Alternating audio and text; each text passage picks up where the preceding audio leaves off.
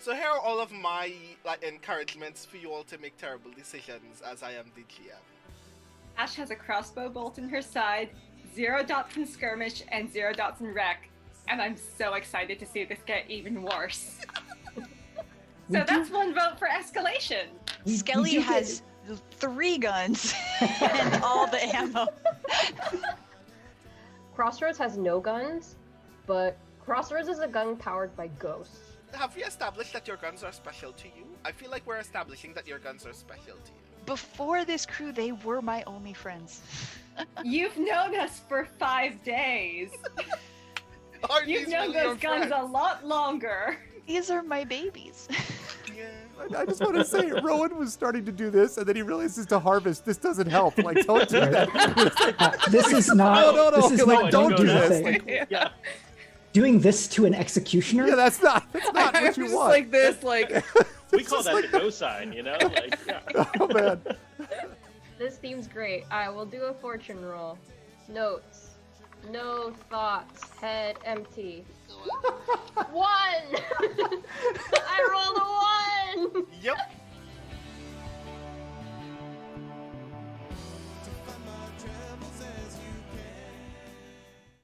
Welcome, everybody. Welcome, everyone. First of all, I will welcome Arvanauts and everyone to a Friday night stream. It is August 20th.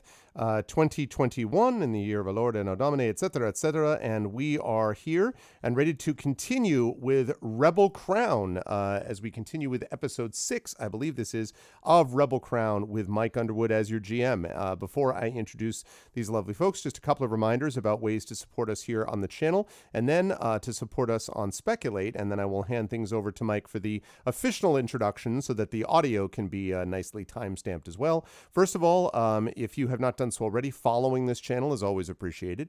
If you haven't done so already, checking out our YouTube channel, which is !ArvTube, is always appreciated. That is all the past broadcasts of this and other streams, including its own playlist of Speculate, where you can find all of our joint Speculate channel efforts over there. !ArvCord is our Discord channel, where you can hang out with the Arvanauts in between streams.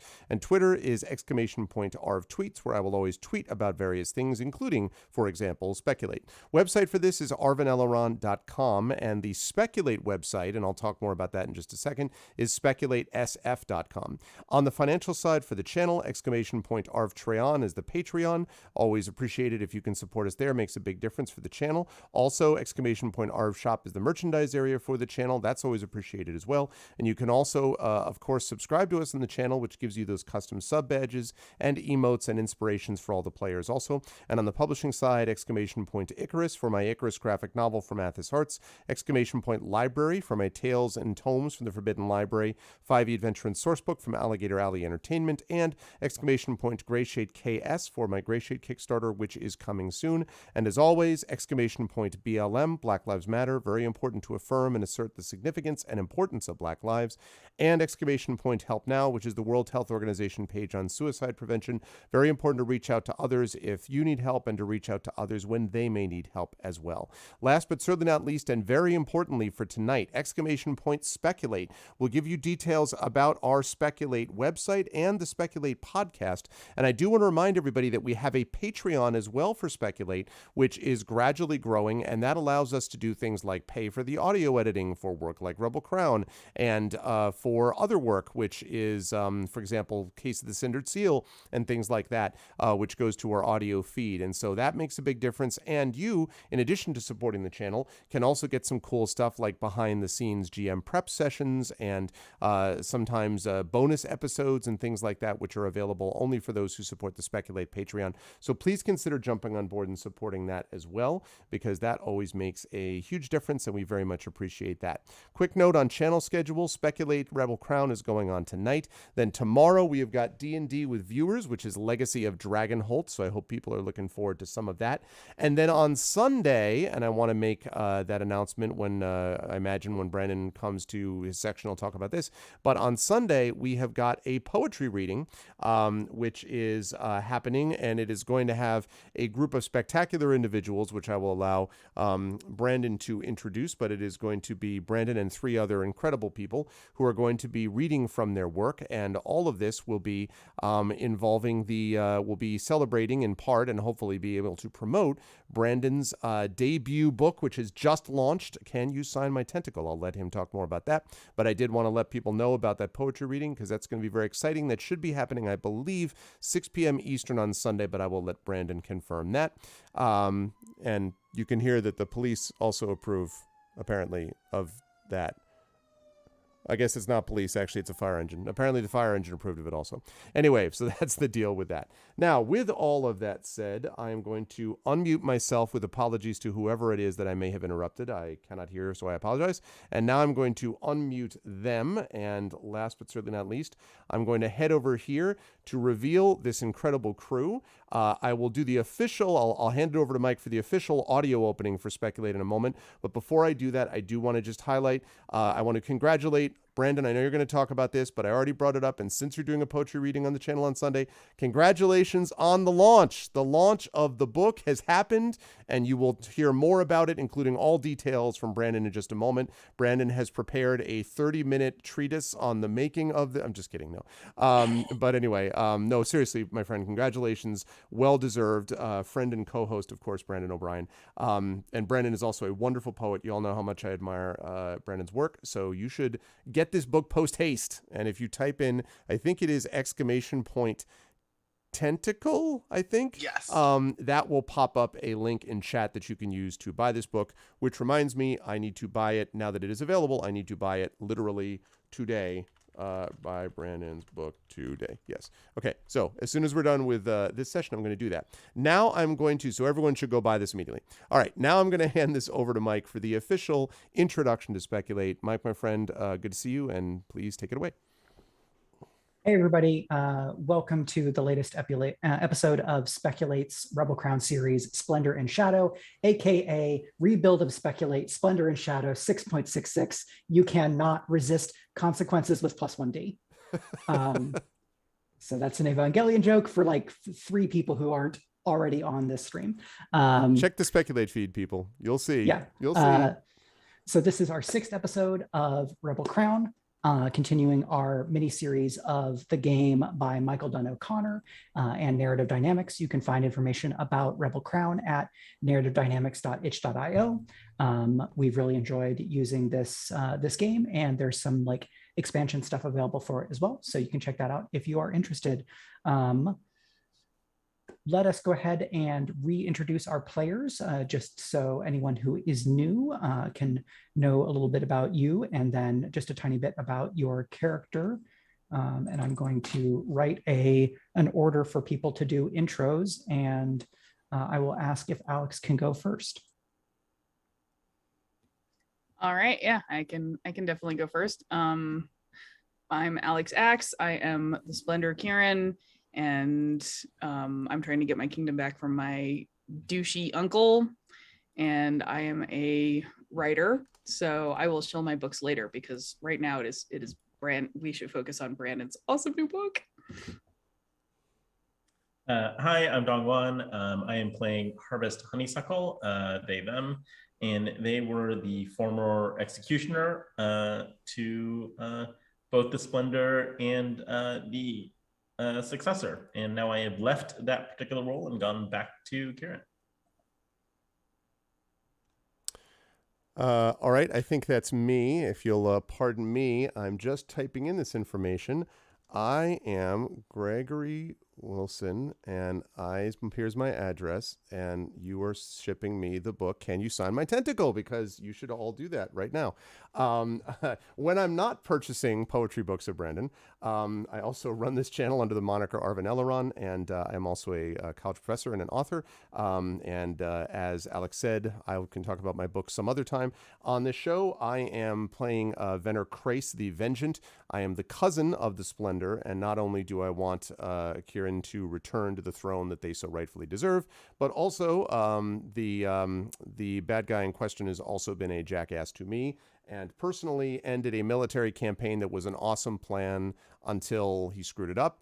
And that cannot stand, people. And so for great justice, and mostly because I hate that guy and I want Ciaran to get the throne that they deserve, I am doing what I'm doing as Veneration. So I will be your gravelly voiced person this evening. Okay, Brandon. Hi, everybody. I'm Brandon O'Brien, a poet, writer, game designer. I apparently wrote a book that came out today. It's called Yay. Can You Sign My Tentacle? I think it's really dope. I'm very glad that it finally exists, and you can find it now. And like buy it at your favorite indie bookstore if you would so desire. I will be playing this evening our outlaw, Rowan Byrne, who is a part of this retinue in part to correct the grave mistake of ensuring that other people accidentally got assassinated and then losing my position within the secret assassins organization that I used to be an otherwise well-respected member of, and I'm trying to make sure that that actual justice is done. Not so much just so I can just get my position back within that organization, but because I'm actually, it actually really does suck that that happened and that it is technically my fault.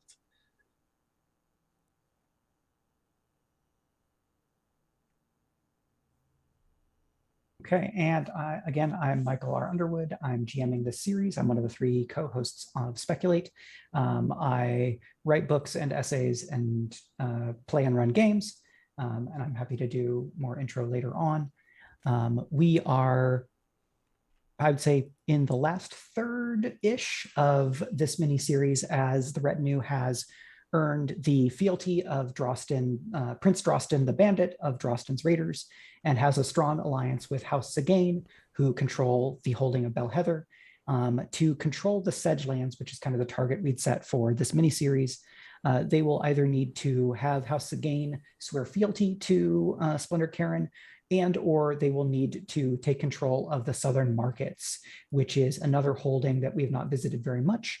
And we will get to that because our players and characters discussed kind of some of what they were planning to do. But first, in the downtime that we did last time, Rowan completed a clock that would allow them to ambush their rival Katrina. And what I would say, Brandon, is I'd like to jump back however long it was to that incident when you and Katrina kind of had your big falling out. I came up with an option for what that was. I'm happy to modify it or replace it with an idea that you have, if you have one. But the first thing I would ask is, how long ago was it? Was it before Ciaran took the throne? It was quite a while before a lot of the politics that are presently observed in the kingdom. It might have been before Ciaran was ever considered potentially heir apparent to the throne. So like 5+ years ago? Yeah. Okay. A good amount of time ago. Okay. Did you have an idea of what that specific incident was? Because I'm happy to use yours if you have one. I don't think I had an idea of exactly what the incident was. Just like that the conflict was one such that all of the options that we had were bad. Okay. But I didn't want to take one because I didn't want to make a bad decision. Mm-hmm. Katrina did because they did want to make a terrible decision. Okay. So I think 5 years ago in late fall, going into winter with an absolute torrential thunderstorm, you and Katrina and a few other Slovak are riding hard through the woods close to like a coastal path, trying to catch up with the traitor Liam of House Tarb, who had actually also committed grand heresy, but a different heresy than Ciaran's. Their heresy was more, I would say, direct and debauched. I see. And, one of those heresies, I see. Yeah. And you were dispatched to remove this traitor. And you rode hard and did everything right. But when you get to the shore, you can see that Liam is already aboard a small boat, and you can see that he has just like random sailors and what look like some civilians with him. And they are far enough away that your options are let them go or volley fire and kill everybody. What did Rowan want to do? Which side of that did you fall on? And Katrina took the other route.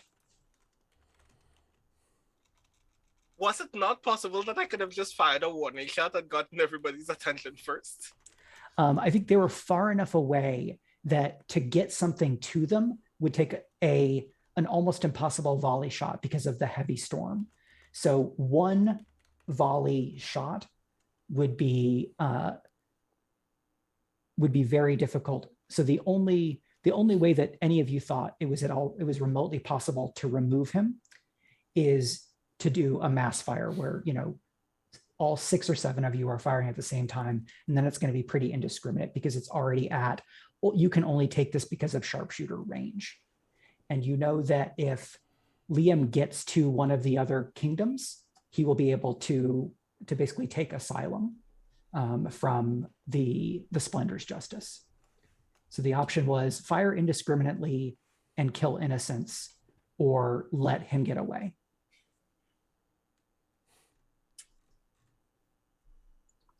Yeah, Rowan's actual logic would be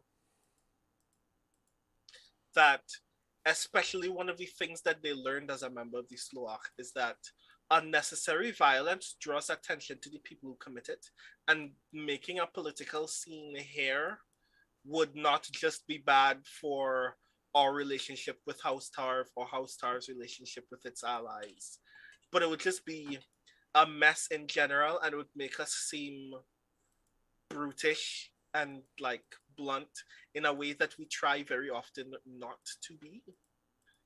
And that I know that if I told my superiors we let them go because the consequence of any other decision would have been terrible for our like standing within this region. Like if I told my superior that's why I didn't do it, I would at least believe that even after being punished, they would understand why I made that decision in particular. Mm-hmm. I also know that Katrina would just like to do a violence. Yeah.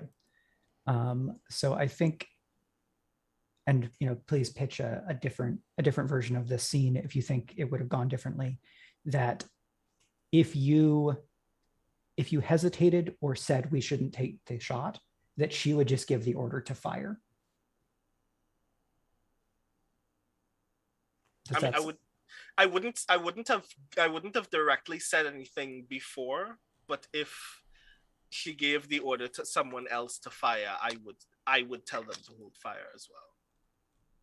To go ahead and fire? No, I would tell them to hold fire. I would tell them that not to engage. So I think with kind of the two lieutenants in conflict, I think Katrina would just have like open fire herself. Like in the show so far, we've seen her with a crossbow. But I think in this moment, she pulls out a big longbow with like kind of thick arrows and basically just starts firing and tracks in through the wind and the storm. One tears through a sail that's getting kind of pummeled as they're trying to get some wind to be able to get away and not just going to get crashed on the rocks. And then another one goes through a sailor, and the third one pierces, like, and we kind of zoom in on Liam Tarb, and he has like the sigil of his house, and it pierces right through one of the bull's horns and takes him in the heart. And then she turns to you, sneers, and orders the kind of the group to kind of return to muster. Does that sound all right? Mm-hmm. Do you want to add any details to that scene?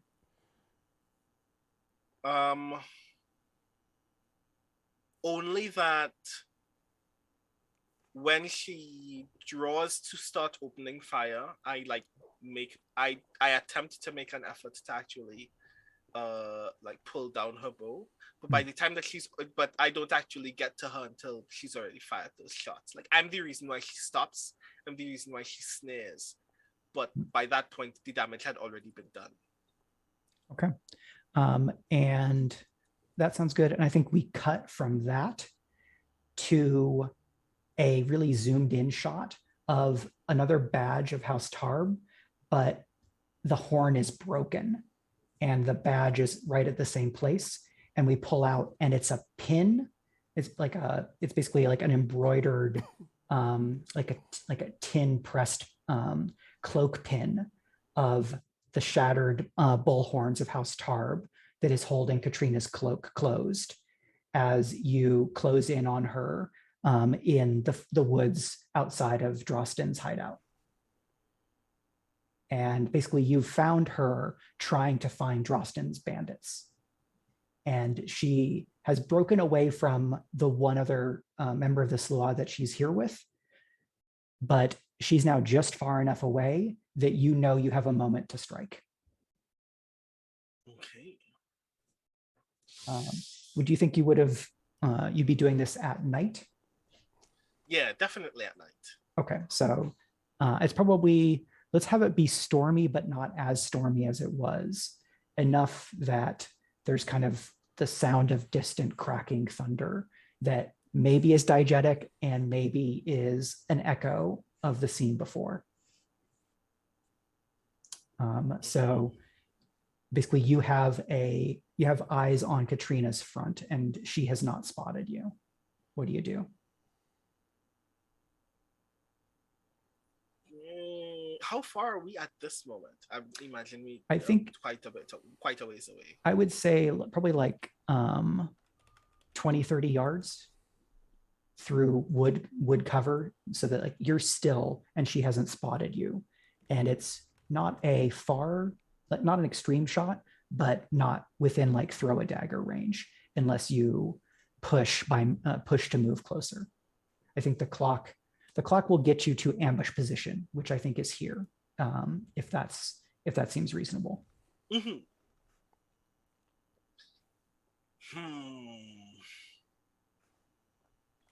So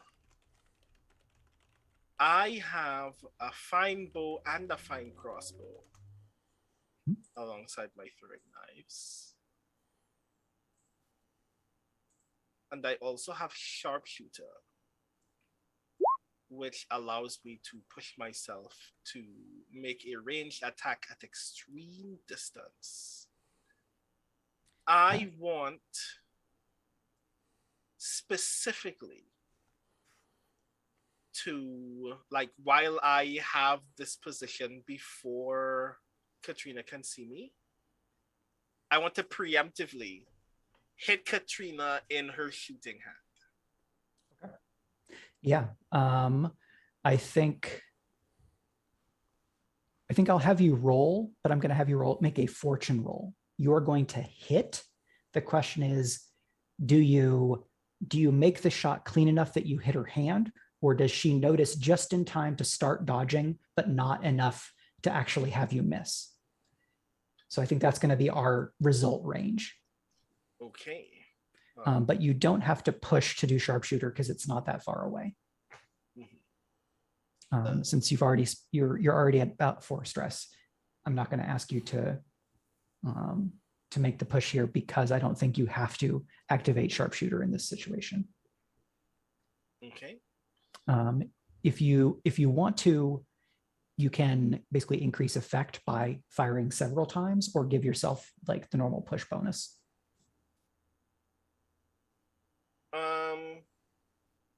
Yeah, the normal push bonus.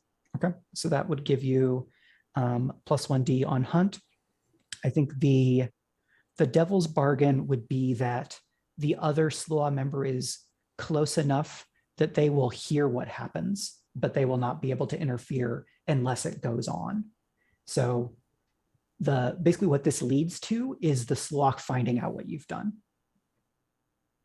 Yeah, no, I'm good. Okay. I don't so need. Yeah. You don't need not- that. Don't need that extra trouble.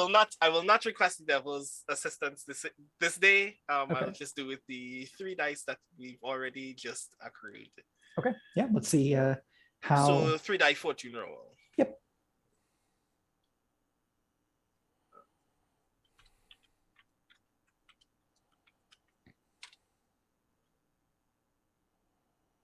Submit.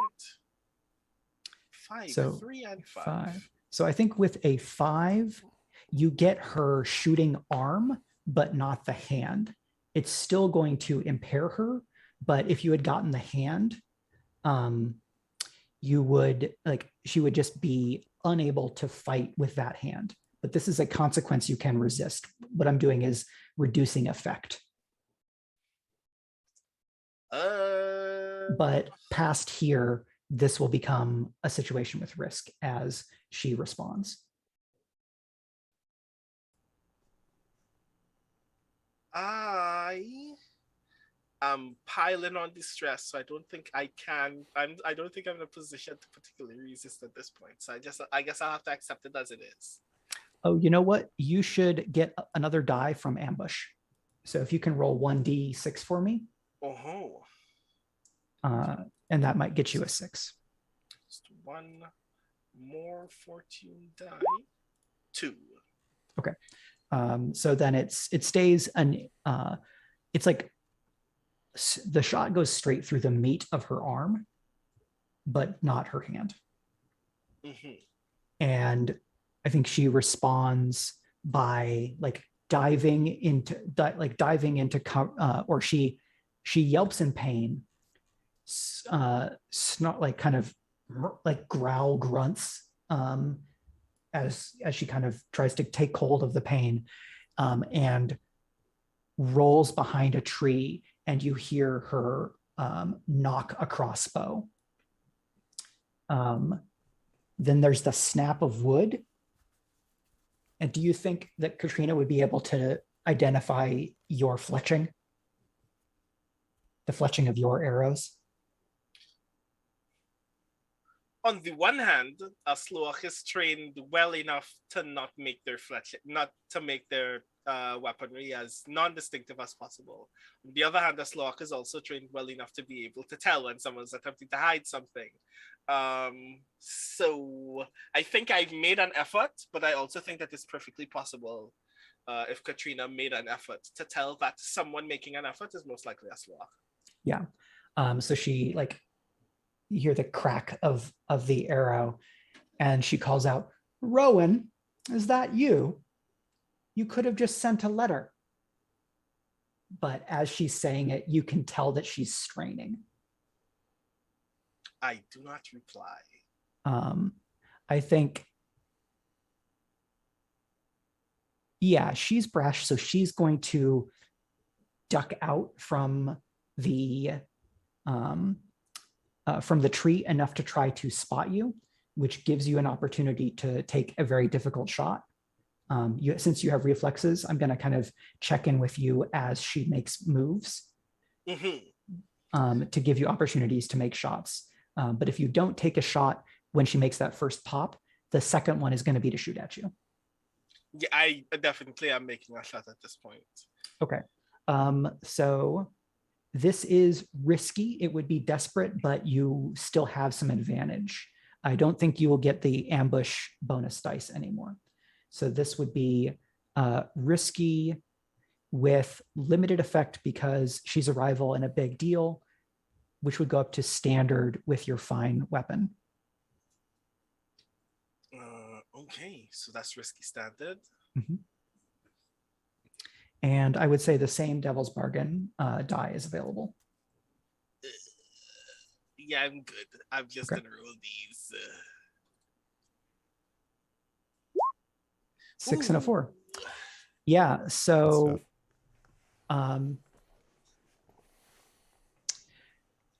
how invested are you in Katrina being an ongoing rival threat?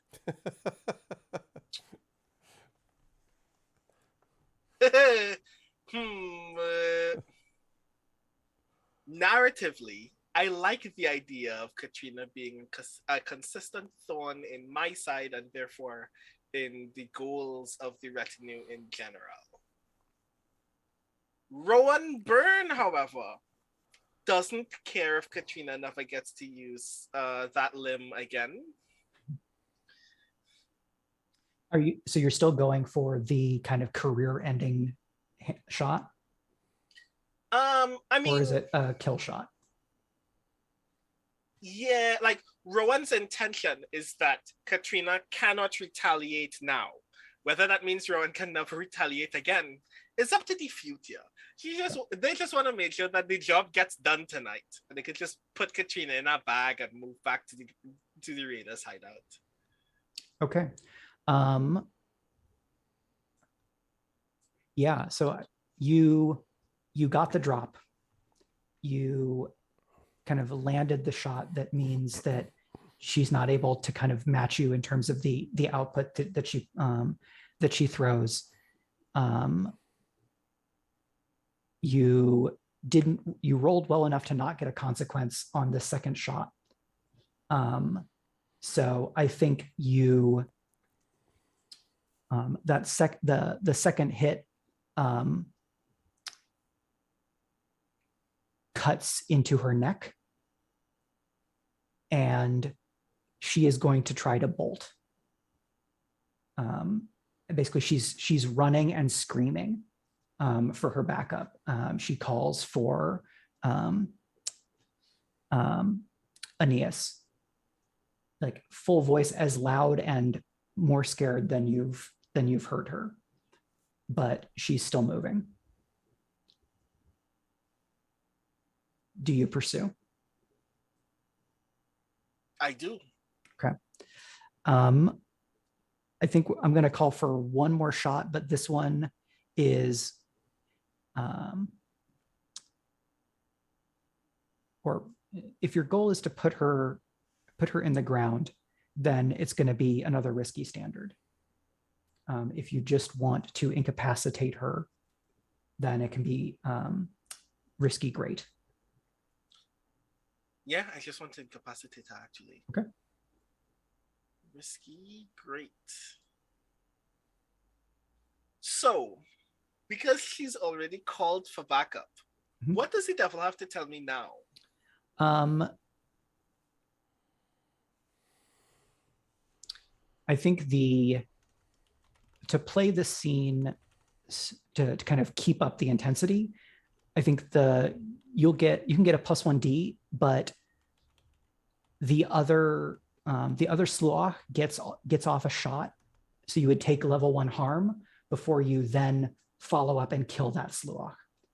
Defeating them is not very interesting, is not especially interesting to me, but I think the escalation would be that you get hit while you're chasing her down. And so that would be a level 1 harm, like pierced side. Yeah. You could resist that harm with a resist roll or with armor.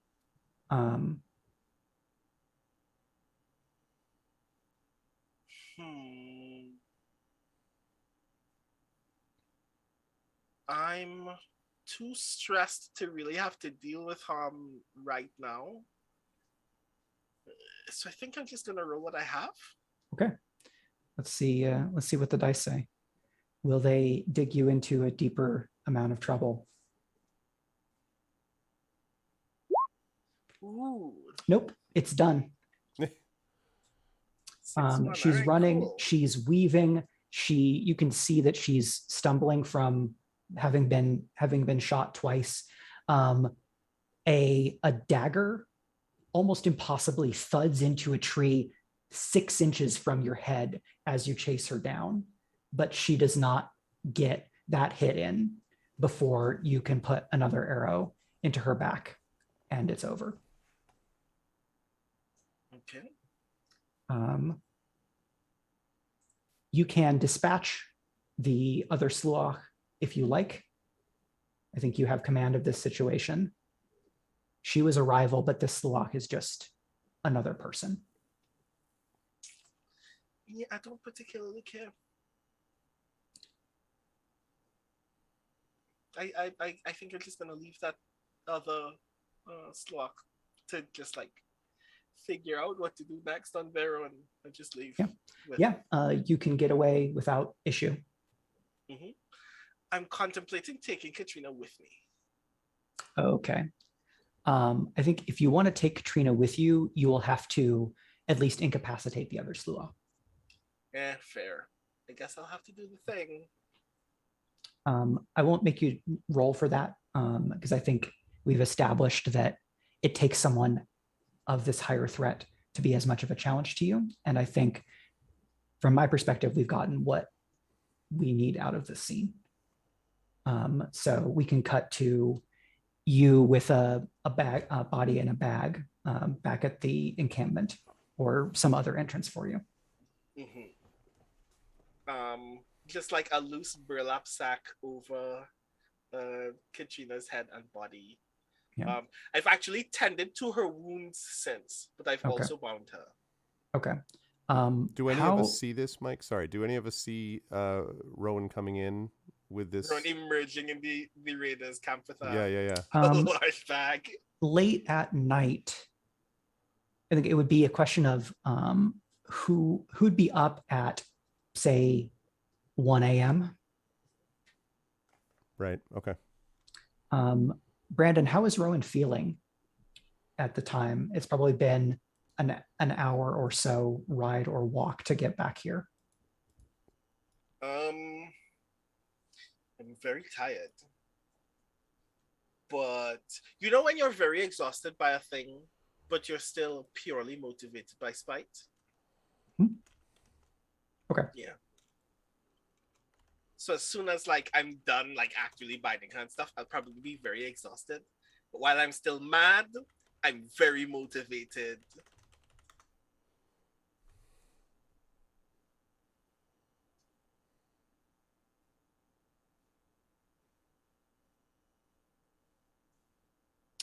Yeah. So what is Rowan's plan in terms of like securing her or delivering her to someone or whatever?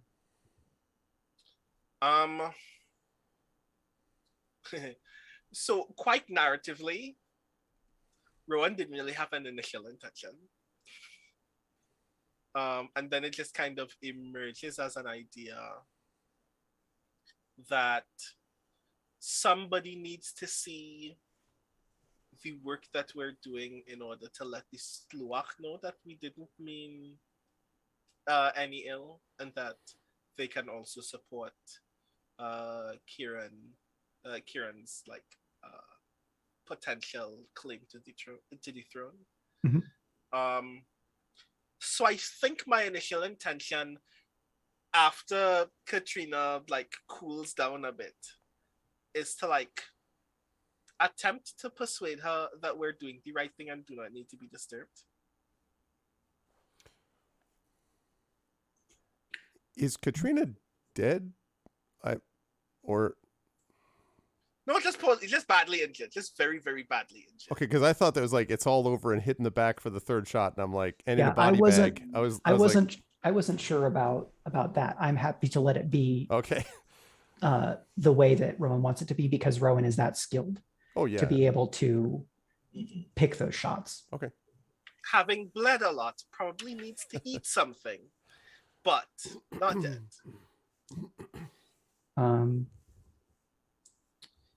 Yeah, we can kind of jump forward to that next morning to be able to get everybody on screen, if that works for you, Brandon. Yeah, works for me. Okay. So Ciaran, you wake up and you have an additional guest.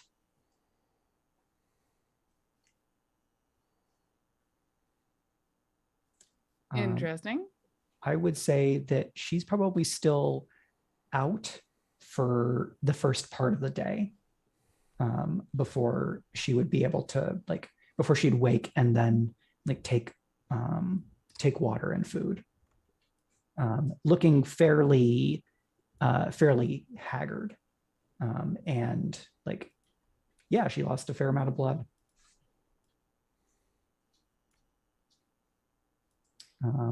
So yeah, you have a very different type of hostage now, Ciaran. All right. I mean, I'm sure Rowan will have told me the story. Not yet. Okay. So like, So I was gonna say, in that case, where we're gonna start is, Rowan, why don't you introduce us to your friend? friend is quite a word. It seems quite a few things have been happening. Yes. We do love surprises. You know that about us, don't you? Surprise. This is Katrina. We've served together as mercenaries of the Sloach. She was at one point in time one of my closest colleagues. She's also responsible for the most recent ambush on our friends, the raiders here. At which point I know that you might probably initially imagine that making sure that she can see where it is we make camp will probably be a terrible No, idea. that isn't what we thought at all, Rowan. We thought that you had brought Drostin a nice present, and it was very, very sweet of you. Yes, this is not like I didn't bring her to be like punished. Well, where is Drostin, by the way? I mean, So if Brandon, if you brought Katrina back to the Splendor's, like where the Splendor is, then that's the cabin, which is somewhere in the realm of 1 to 3 hours worth of travel from Drostin's hideout. Mm-hmm. Okay. So it's not hard for you to get there because you know like which hidden paths to take. Mm-hmm. But if the need arises that Drostin needs to know the face of the person who tried to ambush them several nights ago, I have no problem with them gaining that information. But foremost, whatever recklessness is immediately in Katrina's heart, of which I can attest to a lot, the Sloach as an organization is still committed to doing the least reckless good. And I need them to know that your mission is worthwhile. That means I need someone to witness it. The only person with any clout capable of witnessing it in a way that they will value is Katrina. We need to convince her of this value. And I see that you've convinced her quite thoroughly to the tune of a lot of blood loss thus far. I wasn't always a better shot than her, but I guess she's not as good in the dark as she used to be.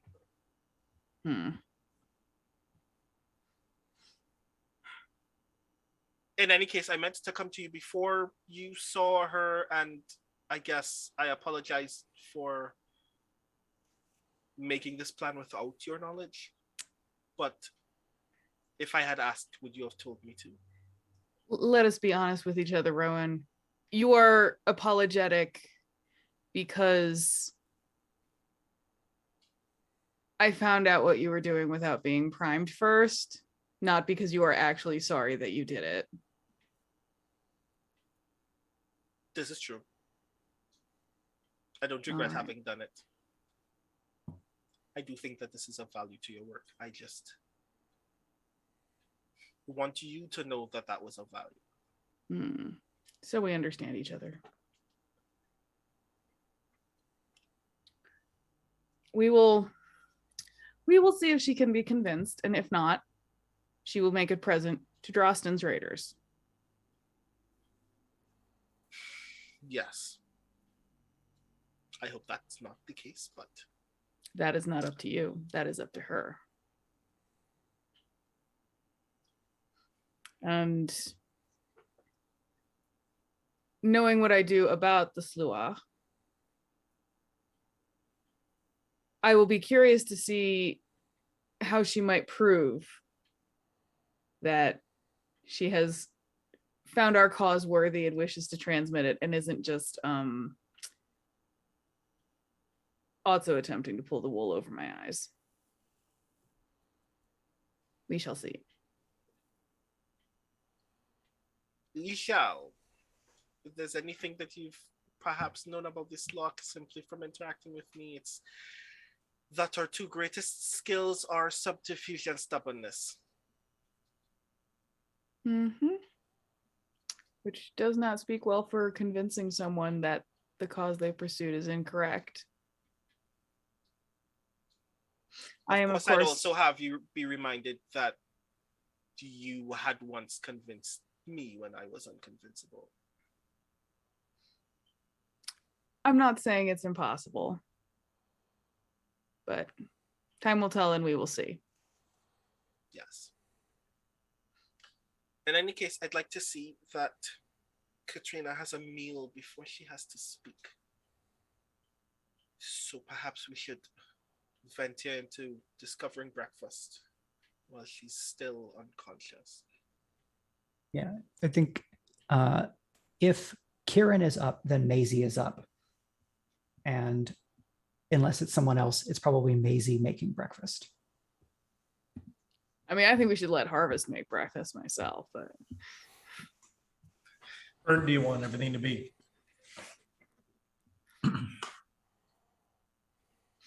Just like campfire, cook everything on the really on like the super big sword.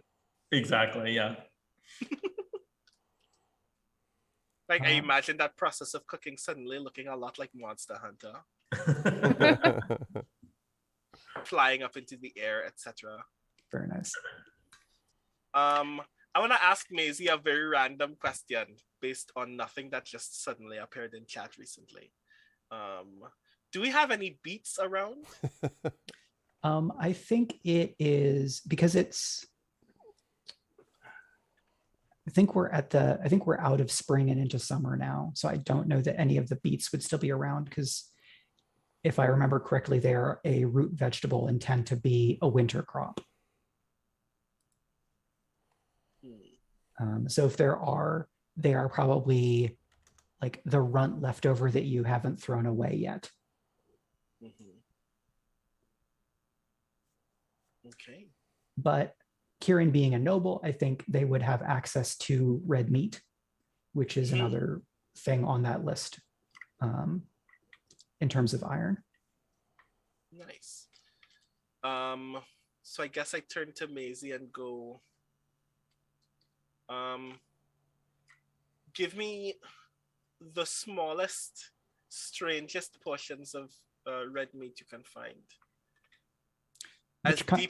As deep within the body as you can muster. Any innards that you think would be the quality of stuff that would put off a picky eater, but still prepare it to the best of your possible ability. Oh, those are my favorite, honey. And she like kind of reaches into, or actually like walks out, goes to a root cellar that probably has like an ice box or something with like dried meat or whatever is left of the last animal that was butchered for meat to feed the retinue, and can cook up it's probably like liver and intestines, so it's not trace meat, but it's some meat, along with like eggs and probably some like herbs and like fairly simple garden type seasoning for the breakfast for y'all, and small plate that's mostly meat kind of gets she kind of sets over on a table for you. Okay. So I take that and I move over directly to Katrina. Like I place like a very small table right beside where she's already bound. Like I didn't tie her hands together. I tied them to posts that I had placed behind the seat that I sat her on. Okay. That are like deep inside the ground. Okay. Yeah, I think you would know how to bind somebody solidly enough that they're not going to get out, at least while anyone is watching. Yeah. So when she comes to, she kind of blinks, looks around, squints when she sees you. My night vision used to be better. Your shooting hand too. Let me put a bolt through your arm and see how good you are. I'm talking about before I hit you. You used to be faster than me. How long were you tracking me? Do you think you don't know the answer to that question? I've been out there for 12 hours. If you were just sitting in a tree while I was working, what do you want?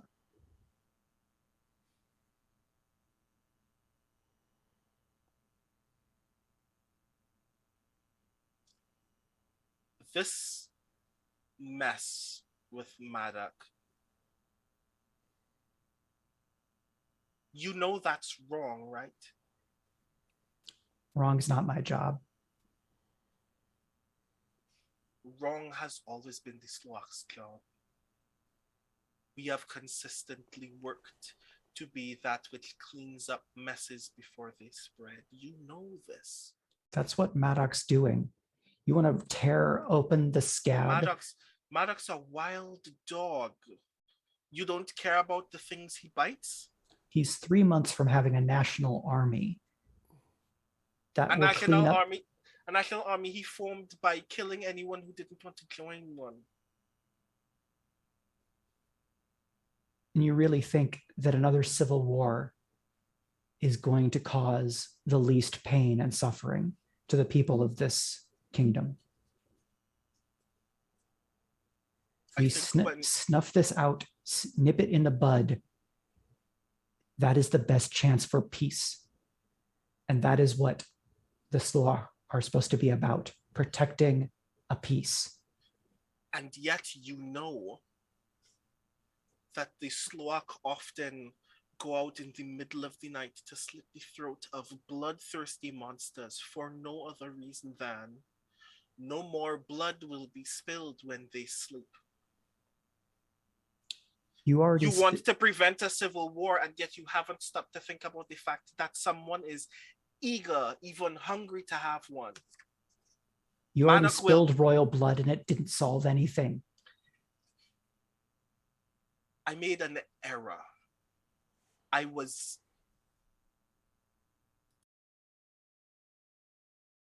am not averse to making errors, but neither are you. I do what I have to. The problem is I make errors wanting to spill the least blood, and you make errors eager to spill the most. I'm willing to get my hands dirty. You're willing to sleep in blood. I'm willing to never have to look at more blood again. This is our opportunity to do just that. You want to prevent a civil war by ensuring that someone is the best at fighting one. I want to prevent one by ensuring that no one wishes one to be fought. How many priests in this kingdom? How many chapels? How many brothers and sisters? How many hundreds will rise up against a heretic? How many towns will be torn asunder when the pillar of their community rises up against this heretic? This heretic? The rightful heir to the throne that everybody keeps reducing to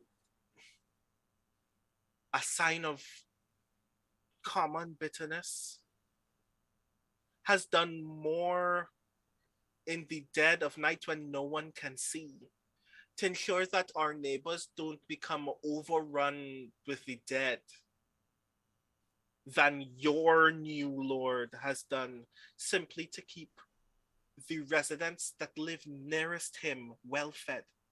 Let us be clear. Madoc's bitterness is exceptional, not common. And just like smile at that. So I think to convince her is going to be a clock. I think we've had enough conversation to give you that first roll. And I would say I will give a roll to you and maybe one to Ciaran. Beyond that, I think y'all are going to have to start either having this be a sortie or spend coin on downtime actions for the clock of convince Katrina. Because you didn't kill her. And so she's still a rival. So I think convincing her, but if you convince her, that kind of seals up the Sluach because she is in command of a splinter faction. And if you convince her, the Sluach will kind of, you expect that they would revert to that kind of more honorable ideology that Rowan espouses. Okay. Yeah. So, Alex, is Ciaran like listening in on this conversation? I'm curious. Oh, hell yeah. Yeah. Okay. Are you like, where in the room are you? Oh, I mean, Ciaran is probably, listening in from outside the room because Ciaran has their dignity. Okay. So, I'm eavesdropping outside. It's fine. I'm pretending to read a book. It's cool. Dignified eavesdropping. Yeah. Yes. Look, I'm dignified, not stupid. Sure. So, Brandon, what action would you be rolling for Rowan to try to convince Katrina? I mean, the only discourse-related action that I have is Sway. I think Sway. I think they're all going to start at limited effect, but command would probably start at 0 effect. Because I think that trying to take it to that level would be less effective against her. So I think this is going to be a competing clock where I'm going to have a Katrina hardens against you clock. And if there's enough ticks from consequences that fill that clock, it's just going to be off the table unless something big changes. So I think you have to fill a 6 clock before I fill a 4 clock. Jeez, okay. All right. So what is my position on this sway roll? So this is going to be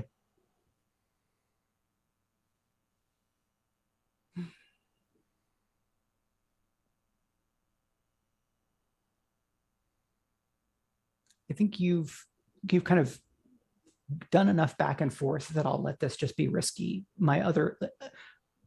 I started at desperate and then I thought about what has been said so far. And I think this is going to be risky limited. Okay, risky limited. Do I want to hear what the devil has to say? I think the devil's bargain is that in the conversation and in how like this and how this goes, she starts getting information out of you because she's able to maneuver the conversation and pull details out of you. And that would be 1 tick on a 4 clock that is hideout blown. Yeah. Or hideout burned. I think that's the kind of thing that I would know or at least suspect and would like to avoid. Right. But you could get some leverage by being less, like basically by leaving that space. And so that's the trade-off. No, yeah, I will actually take that devil's bargain at this moment. Excellent. Let me make that clock real quick. God damn it. This is gonna be absolutely terrible in future, isn't it? This is why you never listen to the devil. Clocks on clocks. Says the person who GMs the other Blades game Multiple on this clocks. channel. All right, And so really likes telling people what the devil has to say. that is hideout blown 1 tick of 4. Okay. So it's still risky limited, but I get 1 bonus die. Yep. Submit. 162. Okay. You like she's had good comebacks for you, or she's had what she thinks are good comebacks for you. But like as we leave kind of scene that we've done into summary of more back and forth here, you can feel her quiver of comebacks is kind of dwindling. And you feel like you are making progress. And I think I'd be okay with one other character making a role in this scene or sequence before this becomes something that has to be addressed by downtime actions. If Alex, if you would like Ciaran to come in, or Venner, or if somebody else is going to. I think Ciaran will come in because Ciaran's actually been working on their sway. Otherwise, it's an intimidate. Like, where's Rachel? I mean, I could throw. If Ciaran's frightened, I mean, if Katrina's frightened, and she might be, then. But otherwise, yeah, it sounds like Ciaran should do this. Okay, I'm just making the rest of these clocks here. So Katrina convinced is going to actually be at. So because it's limited effect, your 6 would normally be 3 ticks. Limited effect means it's going to be 2 ticks. So you have 4 ticks to fill, but there are 0 in Katrina Hardened because you got a 6. So yeah, Alex, what is Ciaran's approach here? So actually, it might be better to let Rowan go first, because actually all Ciaran's gonna do is walk in after the blah blah blah heresy blah blah and just be like, I understand your feelings on heresy. Let us go lay some wraiths to rest. And then we're gonna go on a field trip. Okay. Interesting. Okay. Yeah. We're gonna do some heresy in action, baby. Okay. So I mean, I'm sure that probably is more of a downtime, so we might need to actually like spend some money on it. But yeah, I feel like actions speak louder than words. That does sound like a downtime action, but I think you would get the +1d from like having help because of the type of thing this is. And you could get another +1d if Rowan goes with you. Oh yeah, Rowan's coming with me because this is his prisoner. Yeah. Also, you know what? Rowan gets to help me lay some wraiths to rest too, because he hasn't gotten to see the dog and pony show yet. Yeah, I have not. They're going to be essential to bring along to avoid Katrina escaping. Yeah. No, I'm not doing this by myself, and I'd rather make this Rowan's problem because they made it my problem, so now it gets to be their problem again. Okay. So I believe on the domain you have 3 coin because 1 got used last session. Does that sound right? I think so, yeah.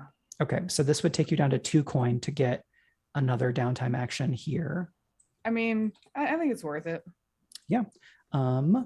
So you would roll, you get a D from, like a +1d from the type of thing this is, and +1 from Rowan's assistance, and Rowan does not have to spend stress because this is downtime. All right. Is this going to be, what action are you highlighting here? Is this more about the prey part or more about the sway part? I mean, it honestly is kind of 6 of one, half a dozen of the other, because I have the same number of dots in both.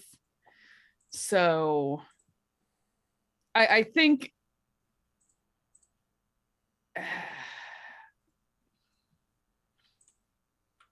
I think it'll be probably actually more towards the sway, because first off, like there is prey action to it, because they are trying to show that this actually works and that this is a better way of doing it than the church does. But that is also very sway, like, here is my method, but isn't my method better? And anyone can do it, which is why the church hates it. Yeah, and I think here, so fuck the church. Yeah, thinking about desired outcomes makes me think that sway is the most appropriate. Yeah, if that lines up with how you're thinking. Yeah. Okay. So yeah, that's going to be a fortune roll with sway and +2 dice. Okay. So do I click on sway, right? Or is it just fortune? You could do fortune roll and then dice 4, and notes like Katrina. Where's fortune roll? Someday I will understand how this. Oh, there we go. Roll fortune.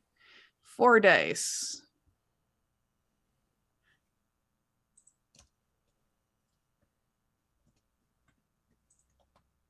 Okay. Oh no. Oh God. Woof. Wow. Not ideal. So you that sucks. Okay, that's how you don't do it. Now, here's how you really do it. I mean, that's the can church's way. I don't know, can I take some stress or whatever to make it suck less, or I could just like give this bitch to Drostin. I think Oh Lord. Or she just gets eaten by a ghost. Yeah, I think the thing I pitch is like either the second or third Wraith. It turns out to be much more aggressive than you expected. It makes a move, and Katrina uses that opportunity to try to make a break for it. And kind of the day is ruined because Rowan has to recapture her, and like her blood got up enough that you kind of lose some progress, some of the progress that you make, or you are stalled out because you have to kind of reset relations. That's fair. But you did make some progress. Okay. Yeah. Progress. It's not great. And I think at this point, spending more coin is probably representing focusing on this over more time. And I know that we also discussed the retinue going to visit the southern markets. So yeah, which I put this back in y'all's court in terms of where your priorities are. Well, I mean, having seen this failure, Ciaran's priorities are, I don't know, give her to Drostin, let's go to the southern markets. Okay. But I mean, if Rowan would like to convince me that it's worth putting more time into, by all means. I think I'm hesitant to think that I can convince you, but I do convince you that ultimately the thing that I think is important is not whether Katrina helps us, but whether the Sloak stops hindering us. Mm. And if you don't think that we can convince Katrina, we need to talk to somebody. And nobody else trusts me. It's not like she trusts you either. I mean, she listened to this point. What are Venner and Harvest doing over like the day or 3 that this is unfolding?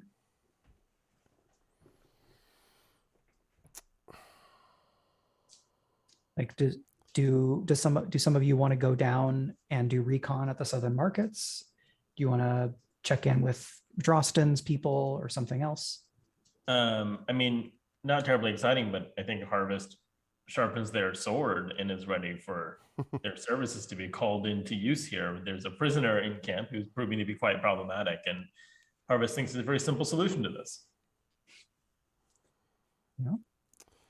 Yeah, I think Venner probably would, in previous circumstances, have gone to do recon at the southern market, but given the sort of, I don't know, it's things are tightening up, and also the last time that Venner went north to try to seek some things out. The result was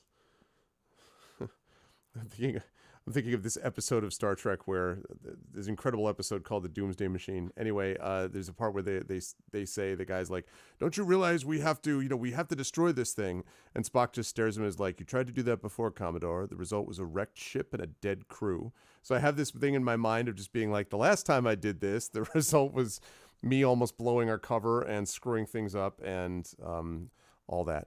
So I guess I'm probably getting curious about what's going on with this prisoner and the time that's being spent by Ciaran, but also, well, is there a time for me to be able to talk to Rowan at all while this is happening, or is that impossible? Because my feeling is Venner would probably be worried about what exactly is occupying Rowan's attention.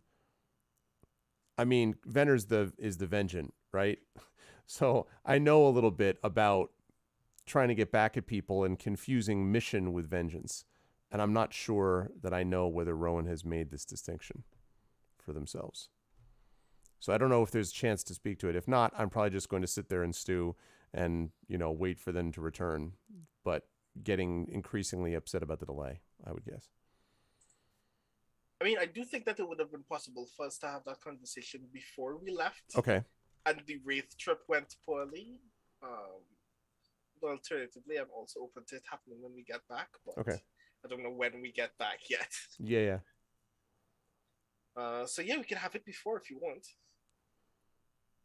We could do that. I mean, and I don't, we can or cannot RP it, Mike. I don't know how you want to handle it, but it's up to you. That's up to y'all. We're at about 9:30, which leaves us with, I would say, just under 2 hours of playtime for tonight.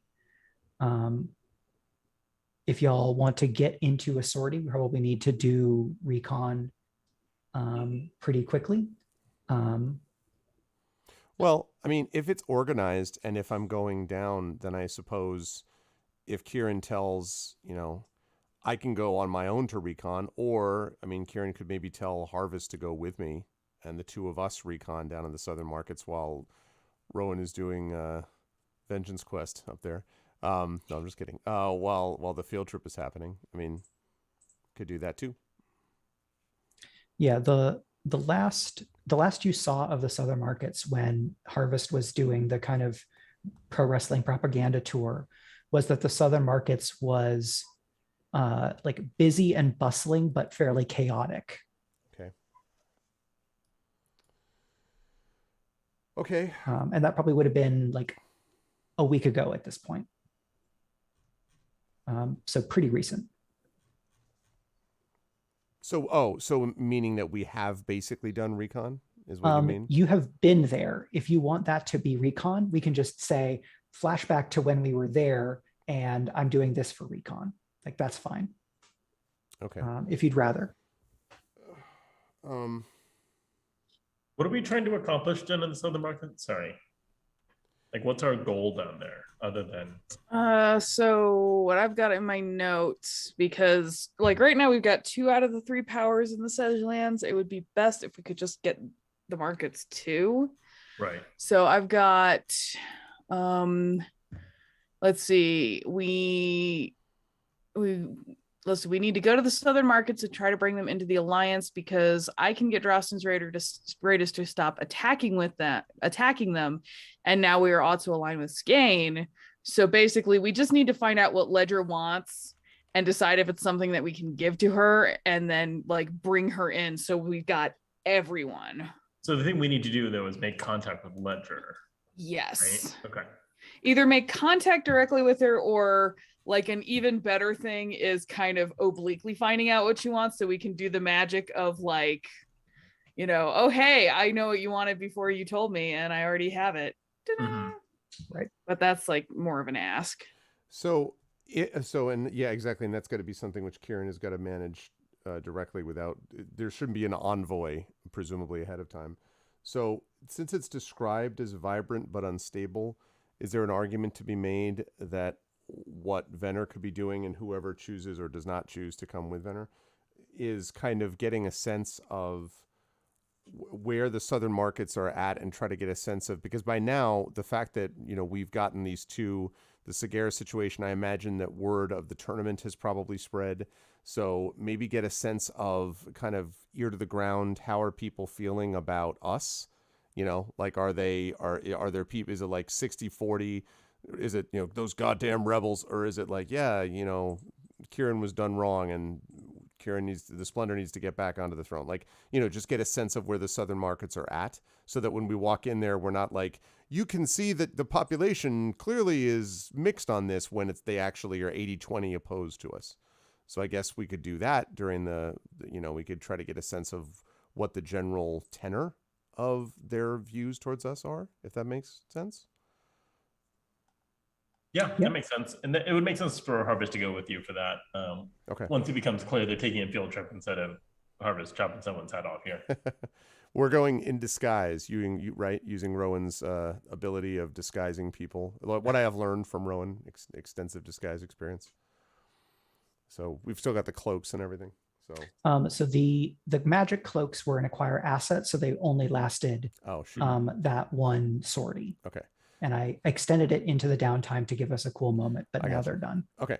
All right. Well then, but the southern markets, though, it says control is informal. So that's not really under the control of Maedoc's people, right? Like, they're not, I mean, I'm sure there's people there, but it's not like if anyone happens to notice us, we're dead, right? I assume. Yeah.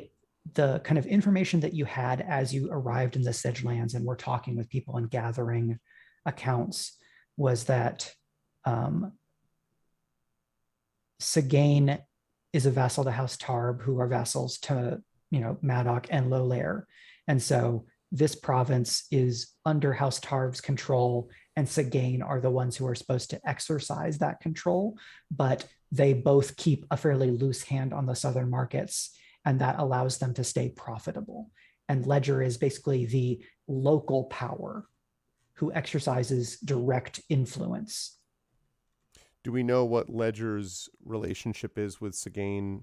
I mean, like, do they have a friendly or neutral relationship with Clegane? I think that is the kind of information you'd get in Gather Information. All right. So let's do it. So we need to go down and gather information. So, okay. So, but the point is, we can go and, we're not going to advertise that we're, this, that, and the other, but we don't have to be skulking around in the shadows at night, right? I assume it's not something like that. Without From danger. When you were there in your last trip, it was Harvest appearing as Harvest. Right. And like doing those. So you were, at least they were just themselves. Yeah. And Cranel, like, as the person fighting them, Cranel would have been seen by people who were paying attention during the joust. So that did not cause trouble for you. That none of that came back to you yet. Right. Okay. So that's what you know. Okay. All right. Well, then I'm going to, I guess if this sounds good to Harvest, then I guess when we're there doing this flashback, as you suggested, during times, so we're doing the flashback during the time that Harvest was presenting themselves as the professional wrestler, etc. Right? So I guess what I would say is this should be like during the time that Harvest is not doing that, like during the day presents themselves as whatever, and then in the evenings, Harvest and I would go wander around a bit and try to get a sense. Is this one of those places where the market's running like 24 hours a day and it just is the city that never sleeps type of thing? Like there's just constantly... I think there's probably somebody who's selling something at all hours of the day. But once you get deep enough into the night that the drunks have all gone home, there's probably not much action. Okay, so let's head there early evening, right after Harvest has done their latest awesome presentation. And I'll be trying to gather information, I guess, by trying to get a sense of where, again, trying to like ear to the ground, what is the sort of view of people right now these days of our cause, based on what has recently happened. I would say for all of y'all, like you can go ahead and clear gear from the last sortie. Since we kind of get to reset there. And what's Venner's consort at? That would be 0. I got I command. think what happens is you start going into the markets and trying to, chat with people, and it doesn't becomes work. very clear that they just want to sell you stuff. And Harvest just I just pat you gently on the shoulder and say, let me take the lead on this. And I turn around and head back towards where the taverns are, and start going through and using sort of my newfound very minor E-list celebrity status to, just chat people up, buy people drinks, kind of hold court a little bit in a corner, using sort of my general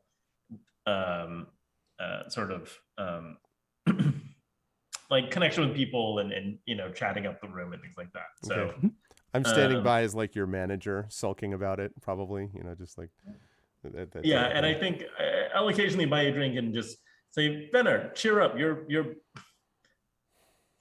being kind of a downer in the room. I need people. We need to keep things flowing. That's when people get in their cups. That's when you hear the good information. Yes.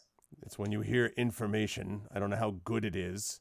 You're sure they're not just getting more from you so you can continue to get more into their cups? It is better than that person who is trying to sell you salt for 3 times the market rate. That was only the beginning salvo. Eventually it would have been figured out. Fine. You would have expensive salt and no information. All right, fine. So let's see about this information path of yours. Sure, what exactly do you expect? Another round. So I was getting to the point of I need to figure out how Venner could be assisting Harvest. Buying a round, I think, would be sufficient. And Greg, okay, you could express that by ticking 1 stress on Venner to give Harvest an assist, if you would like. Okay, I will do that. I'm not going to push myself. So 1 stress per coin. 2d6 consort. Is there a devil's bargain that's worth exploring here, or? I mean, we're still in a pretty loose gather information phase, so maybe. Yeah, I think the devil's bargain here would be kind of the rumors go both ways variety, where I would start and tick a clock that is unwanted attention, and that'd be 1 tick of 4. Yeah, I think we'll just go with the 2d6. Okay. Controlled standard, risky standard. I think this will be controlled standard because the risk is non-zero. That's a 5. Okay. So kind of that's average information. So I'll give you a little bit, and then if there's another follow-up, go ahead and throw that out. Ledger does not have any particular, hasn't ever talked about liking Maedoc. And what she says about Ciaran is that they get on perfectly well when Lady and Lord Ciaran stay in Belheather and let her take care of business in the southern markets. So it sounds like they have a working relationship, but Ledger likes when it is at arm's distance. Mm-hmm.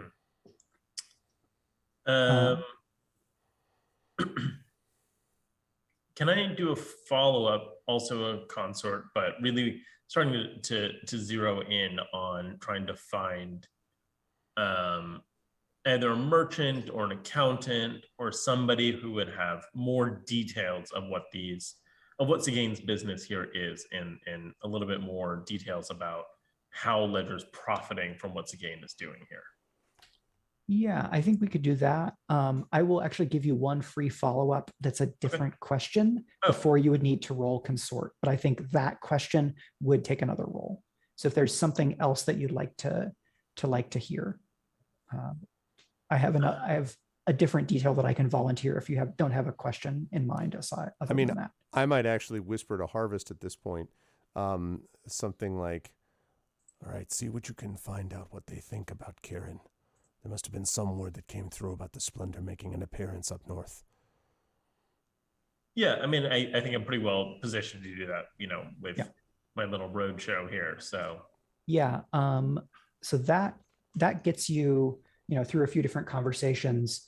I think this is expressed by like chatting with a small group who it's like, one person who does like basically manages inventory for a particular merchant, somebody else who works at a stall of a second merchant, and then somebody who is like a local tailor, like kind of low grade tailor in terms of like mending and like working on like pavilions and tents and kind of the infrastructure of market. And the sense you get from them is that the southern markets are divided on a lot of topics. And you kind of, the thing that they're more frequently talking about is that another merchant named Arter is trying to kind of get people behind him to like be the power in the southern markets to replace Ledger. And so the merchants are divided on who they think should lead, and the people of southern markets are divided on, well, it seemed like it's clear that the Splendour has been like putting wraiths to rest, and obviously Harvard, like people say like, I want to do whatever I can to make sure that I don't get pressed into combat by whichever noble and have to stare at you across a field. Like, just to be really clear. And this is from a guy who's pretty big. I wink at him and say, "That's a good idea, friend." And I think for a follow-up, actually, I'd rather know more about Arter than the original question I asked. Yeah. And just get a better sense of what Arter's deal is and whether or not it's worth trying to ally with him or undermine him on behalf of Ledger. Yep. Okay. Yeah, that is fine. I think that will then become a risky standard consort as you're kind of honing in. Okay. And kind of sticking around more, like, because this is dipping your toes more into their business. Mm-hmm. Can Venera assist again here, or? I mean, how you feeling about that? Stress-wise. Well, I mean, I'd give me 5 stress. It's I don't mind doing that. I am trying to think of like. Yeah, because I mean, I agree. We need to find out more about Arter. Yeah, I can assist again. Okay. And do you have a devil's bargain? Oh, would the devil's bargain be the same, basically? Yeah, I think it would just be the kind of the heat on y'all, and getting unwanted attention. But that's just, it's one of 4 ticks. I'm actually comfortable with that, but I want to know, that's not something I want to make the call without the group's sort of thumbs up here in a meta level. I mean, narratively kind of makes sense that we're taking the risk of poking around more, right? Yeah. I mean, there's going to come a point, right, where we started to get to the point already where we've passed we sort of, stealth through things and don't make too much of a big deal. Like, we're getting to the point where we are going to have to declare, and Ciaran's going to have to declare themselves, hey, I'm back, everybody. So we may be in the stage where if there's more heat, whatever, we knew that was coming, right? So yeah, it makes sense to me, but. All right, let's start that clock. Okay. And take your bonus die. Risky standard? Correct. And that's a 6. Hey. All right. 6 means there's no consequence for me to put ticks on that clock. Very nice. Excuse me. So had it all along. You find out that Arter used to be a mercenary. for, I'd say, 10-ish years, and was actually quite good at like the business side and keeping the books. And so he shifted over and does a lot of his merchant action is around the business of like mercenary and security. So it's like carts and connecting people with the guard, like, oh, these people are looking for work as guards, and kind of quartermaster fixer kind of work, which means that he has pretty good connections with a lot of different people, and including people who come and go through the southern markets. Ledger is more established with the merchants that live here.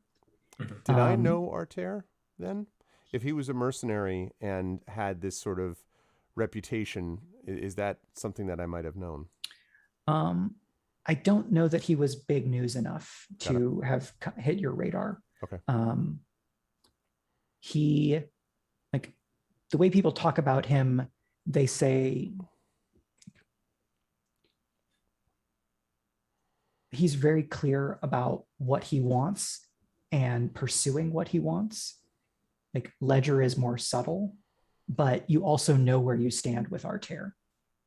Whereas some people think and talk about Ledger as being a little, trying to be above it all, and a little bit at arm's distance. And so the people that like Artair like that, like, he's just one of the guys. Do we get the sense that Artair is more trustworthy in the minds of the people talking about it than Ledger? Like, is Ledger someone that we can make a deal with and trust that it'll happen? Or is Ledger one of those, like, well, we'll do the best we can, and then, never really kind of follow through? Because are we talking Master of the Lake Town type style leader? Or? No, I don't. I think Ledger does not have a reputation for, like, screwing people over or like playing in the margins of a contract. Okay. What you get again, and if this can be one conversation, it can be several conversations over the course of the evening with a number of different people, and you just get the sense that part of the, like, chaos and volatility of the southern markets is that there's just a lot of different opinions, and people have their preferences and their relationships. And while Ledger is maintaining kind of de facto control, it's not without conflict. It's not without opposition. So I would say to Harvest, we're going to need to get back to tell this information to the Splendour and find out which horse we're going to back. One of these two is going to be better for us. And yeah, I just look at Venner and say, well, Artair sounds like a man who wants a war. The question is with whom, though? At least with Ledger, there's some House Gearr connection. But on the other hand, mercenaries are usually pretty easy to understand. Maybe if we can put something clearly in front of him, that could solve problems. I think he's going to want to back the horse with the bigger army. That's not us right now, though. Yeah. And so I kind of look at Harvest and I'm like, so not a good idea then? No. And I nod and I shrug. I'm like, well, then we've got another problem to deal with here, I see. Also, we know how to fight a mercenary. We don't know how to fight a ghost.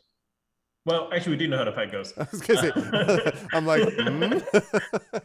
I was gonna add a somewhere joke like miles away. Kieran's like just yeah. I was going to add a joke detail because Venner had just said something that I could add, that I could have a punchline be the camera pans and there's like three people singing very poorly and loud, and like that's the other problem that you have. But we can move past that since it seems like we're done with this scene. Yeah, so y'all got some intel.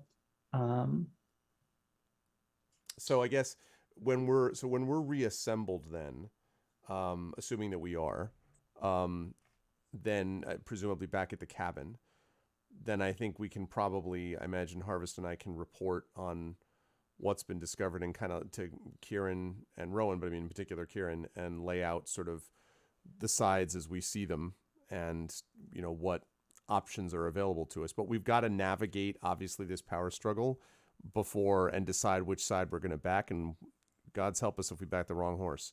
And we better back the right one. And if so, then we've got our Southern market issues solved, and we've got ourselves an honest to God army at that point. So I'd say we kind of lay that out however we want to do that.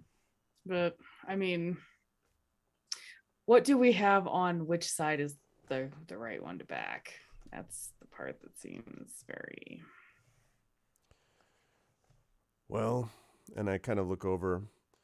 After gathering information from the very best the Southern markets had to offer, and I kind of stare at Harvest and then look back at everybody, what we're able to find out is that Ledger, who's already been there, who's been connected to House Gearr, is kind of above it all, distant in some ways, but at least is, from what people can tell, not likely to break a contract.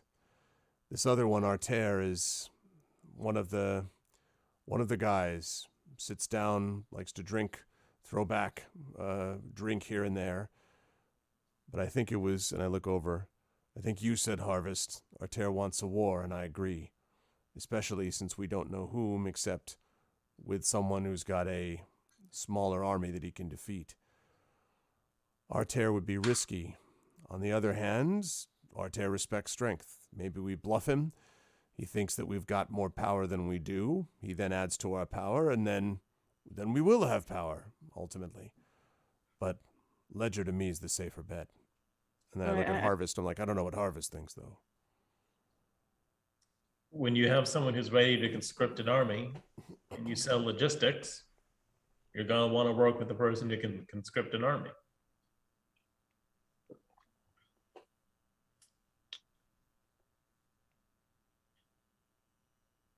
If I might vote. Oh, this isn't a democracy, but you may advise. I think it's wise to avoid as much blood as possible. In that sense, in a very roundabout way, it might be better to try to win over the man who wants the most blood, so that we may convince him to shed the least. That's the most backwards thing I've ever heard. And I nod. I'm like, you don't go after the one who's most likely to shed blood, hoping that they'll end up with the least, though, Rowan. In the end, this one, he's a mercenary. That means that they'll do whatever's necessary, and they'll put blood to money in their own mind, too. Also true. A man like that sees blood as coin. I mean, what occurs to me is, why are these two opposing?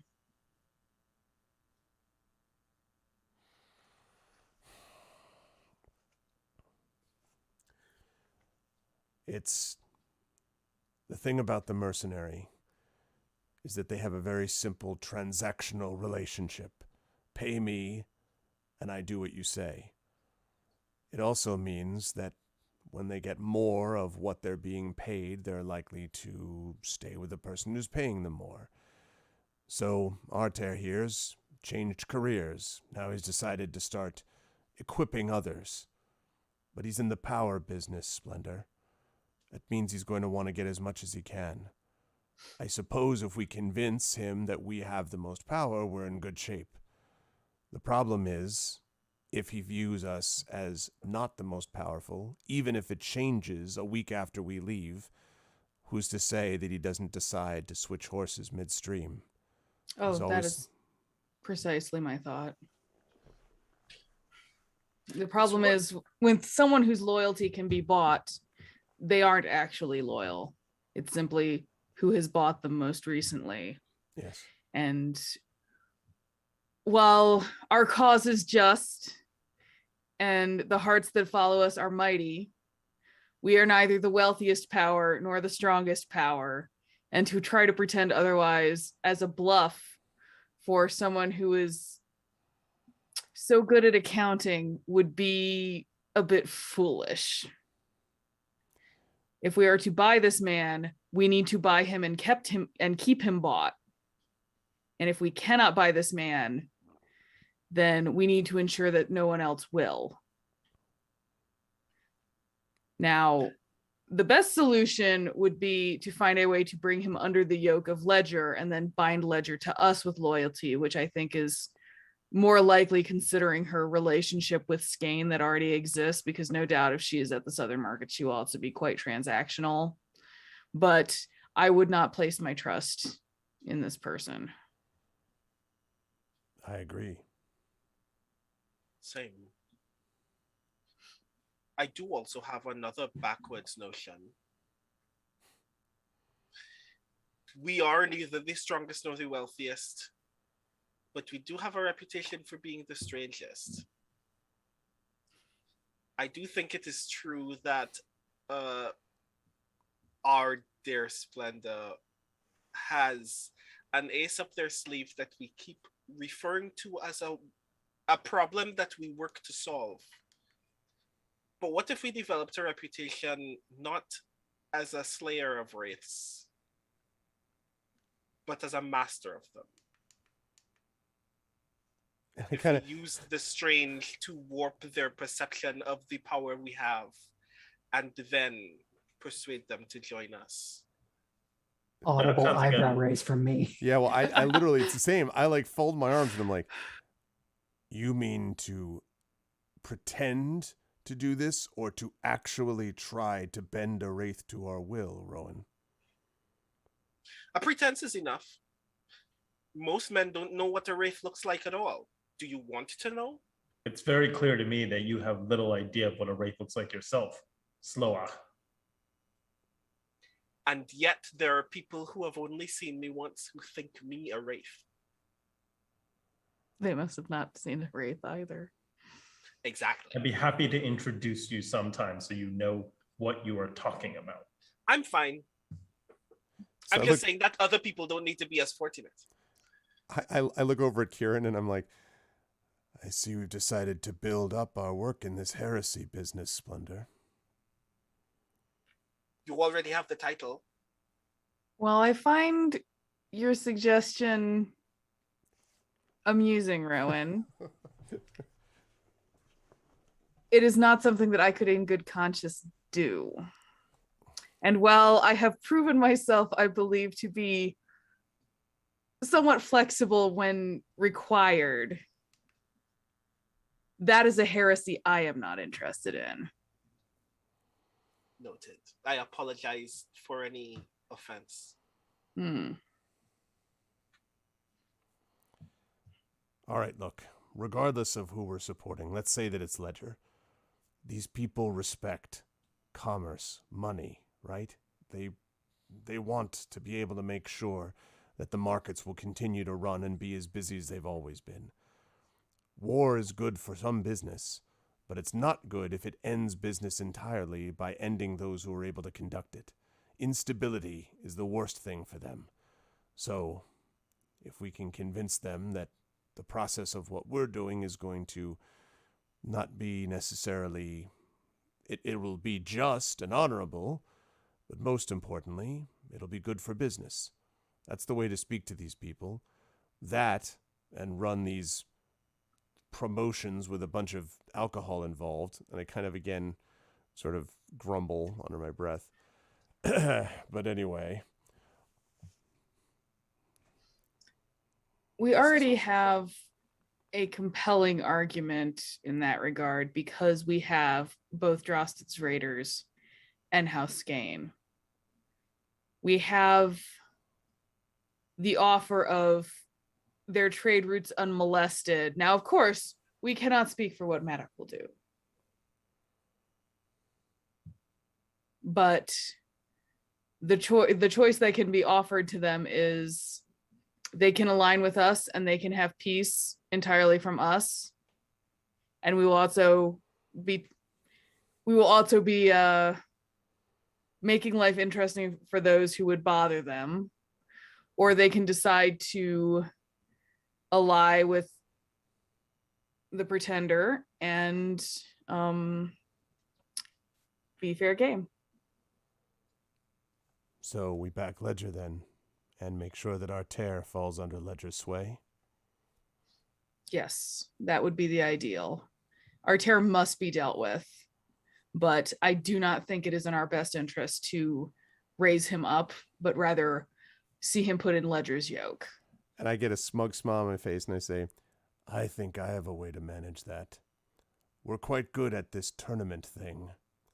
Let us suppose, for example, that one in our group has made a small minor reputation for themselves. Let us suppose, in addition, that we get into the business of management.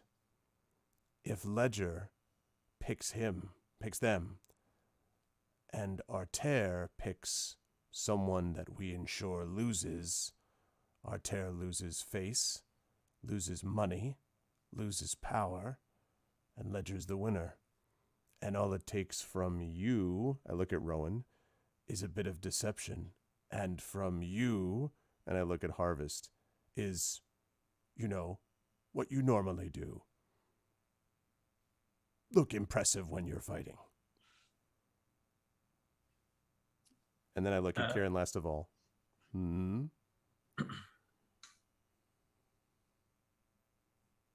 I kind of gesture at Harvest and Rowan as if to say, well, what do you two think? My sword is yours, wherever you need it. Then the last lie that I plan to tell is in service of lifting up our splendor. If you need my deception, you have it. Then we will try this gambit of yours, cousin. And I kind of rub my hands. You're starting to get very sly. I think you're hanging out with Rowan too much. No, it's that I admire things that are done through fighting. At least this part we can do above board. And besides, I have to convince Harvest of the value of a particular deal for salt.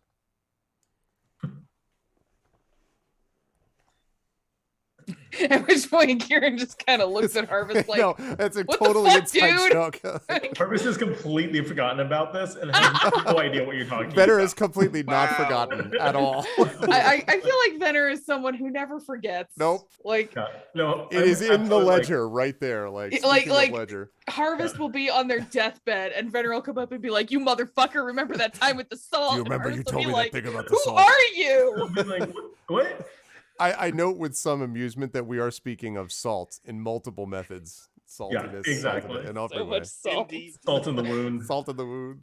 Jeez. Oh my god. Is that like the subtitle of this episode?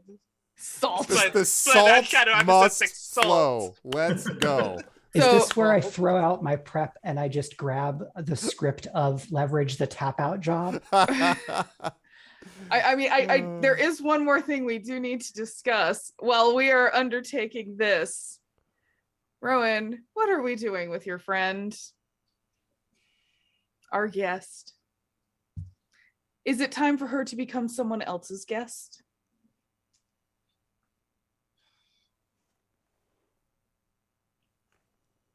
Not yet, but soon. It's almost promised at this point. But let her stew a bit. Where we are not leaving her in this house by herself. Oh, yeah, definitely not. Yeah, you're pretty sure that if she was left in this building on her own long enough, she would get out and someone would be dead. I'm quite fond of hanging her upside down from a tree somewhere in the woods. But that would be cruel. Am I cruel? I think I'm cruel. I know a solution that's not cruel. One that is clean and swift and just. Does it remove severing a part of her?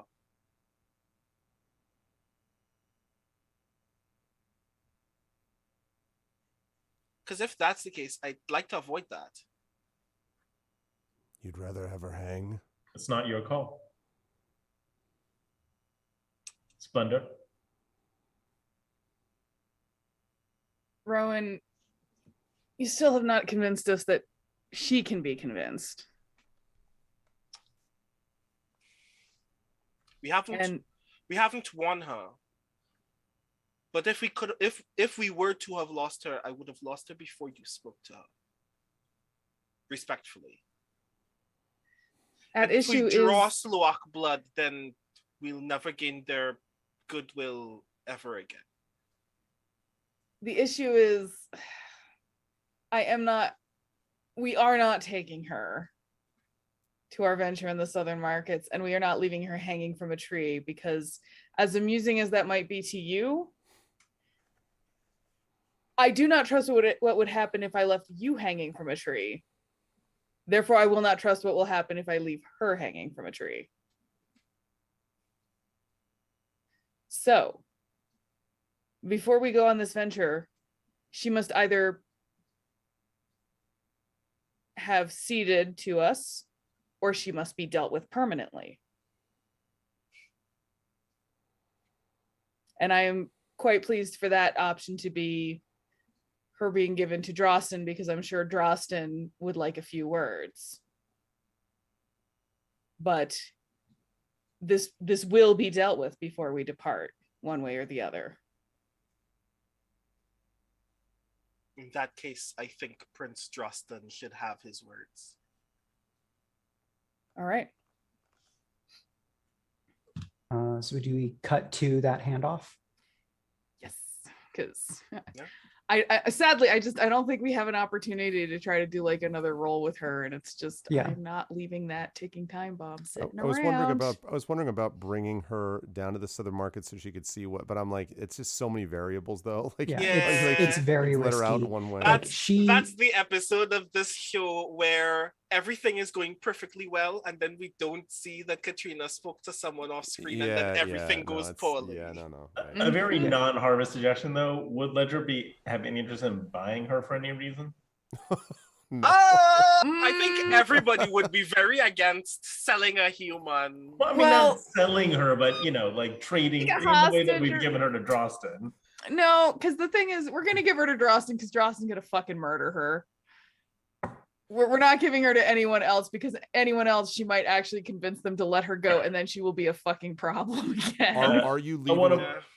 Oh, I'm sorry. I was gonna say, are you leaving though, Ciaran? Are you leaving instructions with Drosten that words is one thing, actions are another? Are you kind of hoping Drosten is gonna like take care of this problem? No, if I'm giving her to Drosten, I'm giving her to Drosten. Because then we're not going to be like befriending this. Then that means the Sluak thing is just lost, right? I mean, which is whatever. Like but the Sluak are definitely not right.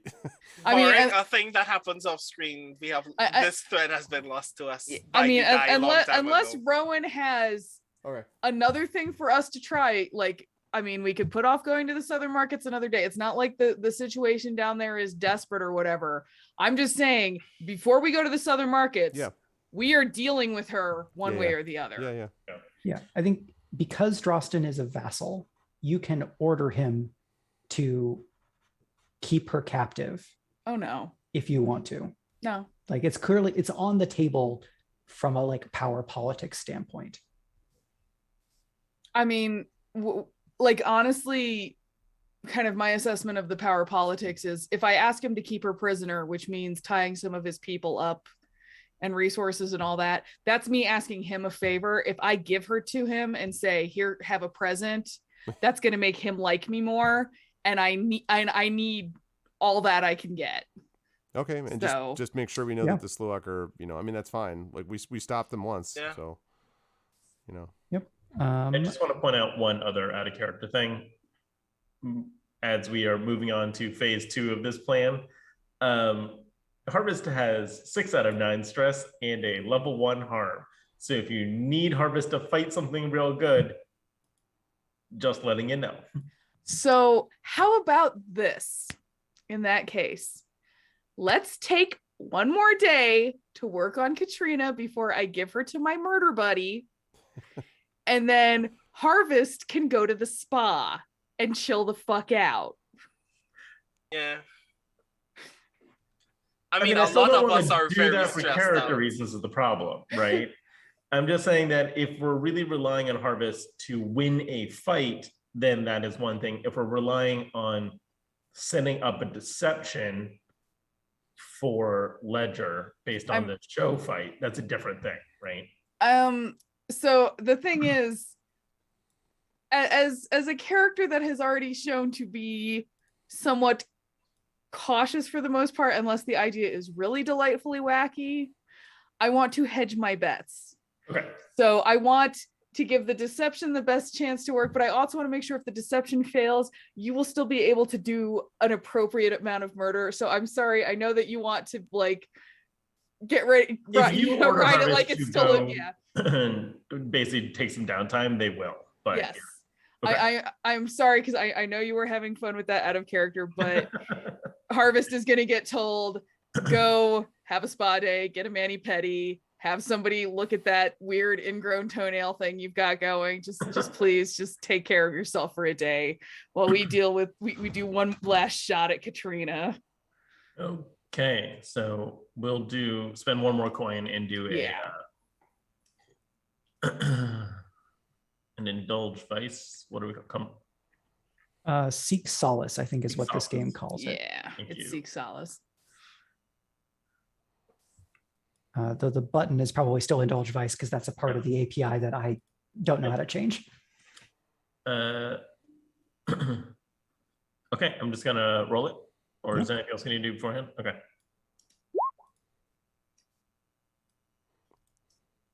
Well, that didn't go great. Oh no. Apparently, when you force someone to take some time off, it's not as effective as if they choose to do it by Jesus. Relax. Well, why aren't you relaxing? Why aren't you unstressed? That's one extra push that you can do, I guess. Yep. Wait, Why I had would this Lord- image of taking a stress to relieve stress. All right. Relax. The relaxing is over 10,000. Okay, there we go. Yep. All right. I have okay. 4 stress headed into this. So. Okay. Is it all right if we take just a couple minute break? Yep. For bio break, cycle fluids, stand up and stretch. And then we'll have about another hour of Splendor in Shadow as Katrina's fate hangs in the balance and there are many questions to be resolved. Many questions exist. So stick around, everybody. You're watching episode 6 of Rebel Crown, and we will be right back. Greg, will it mess something up if I drop out of the Zoom? Because I think my computer is done updating. So That's fine. You can do that, and I'll work it out. Cool. I'll be back.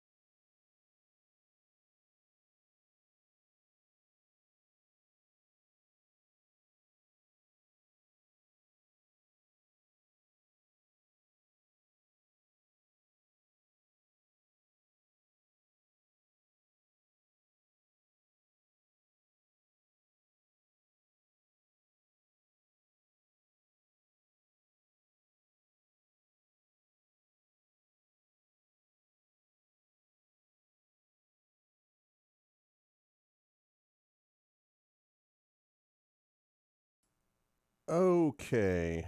There we go then. Welcome back, everybody. Let me shift over. All right. And we should be back, I believe, as we will continue on with Rebel Crown. And yeah, I'm just on the break. I was also taking a look at the new forecasted storm surge for southern Connecticut, where I live, and from the tropical storm Henri, which is bearing down on the coast. So could have a landfall in my area for the first time in 30 years. So about to see whether the Sea Captain's home can handle that kind of weather. Anyway, thanks, Prince Justin. I hope that you are safe. Yeah, thank you. I appreciate that. I know the East Coasters here have got some things to concern themselves with. Anyway, the U.S. people. But I will hand things over back to Mike as we continue. Mike, on you go. Hey, so picking up with Rebel Crown, Splendor, and Shadow, we have been joining the retinue as they've been kind of doing some downtime and dealing with the rival Sloch, Katrina, who Rowan has a lot of history with. And I think I want to jump back in to y'all, what scene do you want to do next? What's your next step? Is this Drosten and Katrina? Is this something else? Well, I thought we were going to take one last shot at seeing if we could make inroads to convincing her. Sure. And then if not, we're handing her to Drosten. So. Okay. I will say that you can spend the coin to do an extra downtime, or you can let me tick a bad clock, because this continues to take time and things that will move as y'all are doing what you're doing. Well, let's see. We had 2 coin left. We spend one to send Rowan, or one to send Harvest to the spa, which did not go well. So literally couldn't overindulge, and yet. And yet. So I get, fuck it, let's just spend the other one. Spend it like we got it. Yep. And so then you can pick whichever action whoever is using to try to fill the Katrina convinced clock. I think even though this is a downtime project, I think it still has to carry risk. But I'm going to let the downtime assist rules apply here. So whoever is rolling, someone else can assist and give +1d without having to spend a stress. But this will be a roll with a position. And it's going to continue to be risky because the risk is Katrina just kind of completely hardening against your arguments. All right. I would assist through one of my patented late night heart-to-hearts. Heart-to-heart with Katrina? With Katrina. Okay. What does that scene look like? I think unlike the claimant, I'm not very good at sneaking up on her and not waking her. So I think just in the middle of the night, Harvest, a couple cups in, kind of comes into her room, armed and armored as always, and kind of leans against the wall, sort of out of arm's reach. I'm assuming she's in some kind of cell. What room is she in? Where have we stashed her? Is it just like a bedroom in the house? Is she in the basement? Like what's... Probably in the basement because it's harder to get out of there. Okay, so I think I just head down in the basement. I latch the door behind me and kind of lean against the wall. And look at her and just say, I used to serve him too, Is this the last rites speech? No, that was no speeches. Just a job to be done. You walk in the door looking like that, I expect to not see the morning. If you don't want to see the morning, that can be arranged. I've got business. Yeah, I figured you did. See, I used to do his business, same as you do. And I thought that was the right thing to do. Somebody gives you a job, you do it, you assume that they know what they're doing. That's how this whole system works, right? They're in charge, we work for them, we do what they say.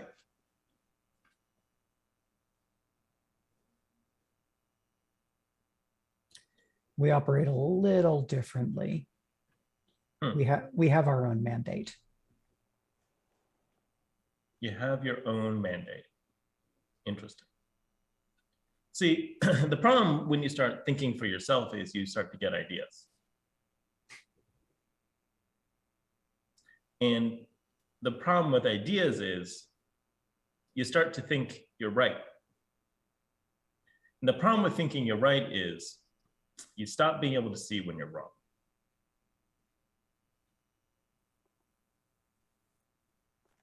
Now, I don't know that the Splendour is always right. I do know that they're a lot less wrong than he is.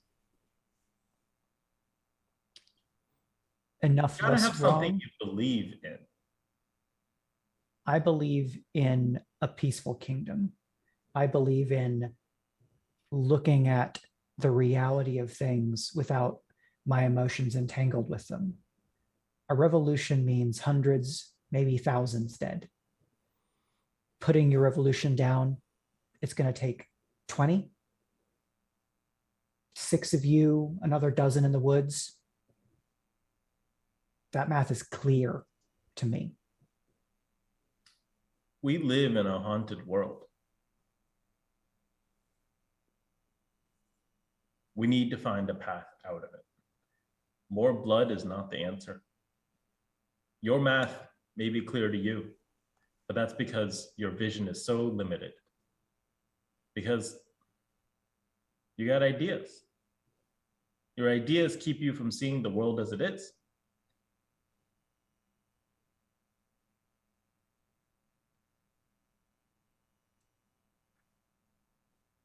You made plenty of wraiths with that big thing there.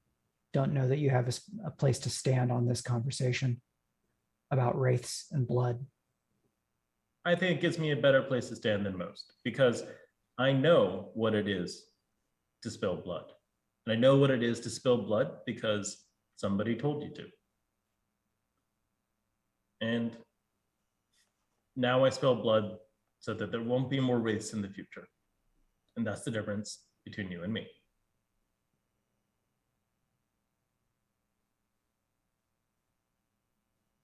You keep on believing that. I don't believe in anything. I just do what I'm told. And today, I've been told that you should see the morning. And with that, I leave. Okay. I think that assists in maybe not as direct a fashion, because I don't know that she buys those arguments, but she does have a better sense of who the people are that work for Ciaran are.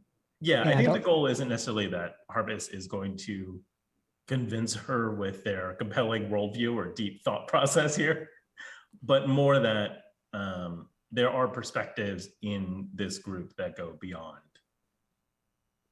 vengeance or, you know, Rowan's sort of cunning and things like that. Yeah. So who is going to make this role? Is this Rowan again or Ciaran or possibly Venner? I think if we're doing Sway, Venner is not the one to go with. Again, I'm happy to command. Happy to... So narratively, I think it's Rowan. Mechanically, I have 2 dots in Sway, and I don't know if I also have 2 dots in Sway, so it's 6 in one, half dozen the other. Cool. So I was gonna say I can if it's allowed, I can take stress. I only have 2 stress, so this I can Ciaran then. I can like really try. Yeah, I think that's fine.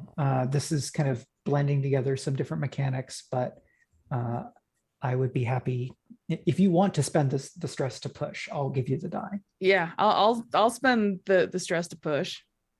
Okay. And so you have the assist from Harvest, and this is a risky roll, and I think you're going to have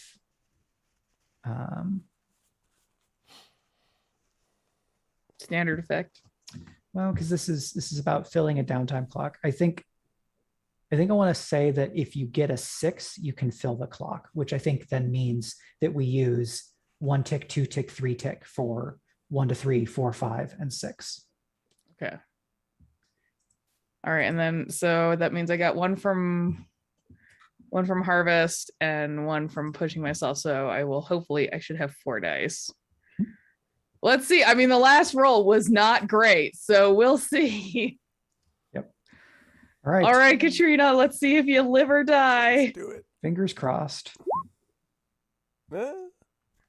5, 3, 3, 4. So I think that fills to 5 of 6. And then I think you get the sense that she's close enough that I will basically offer you the chance to roll again.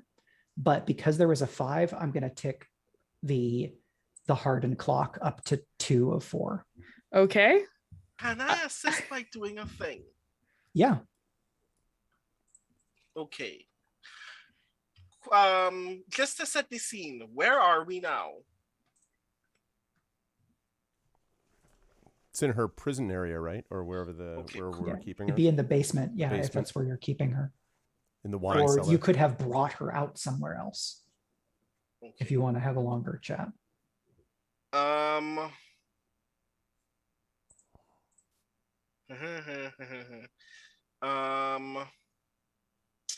I will like slowly lead her out.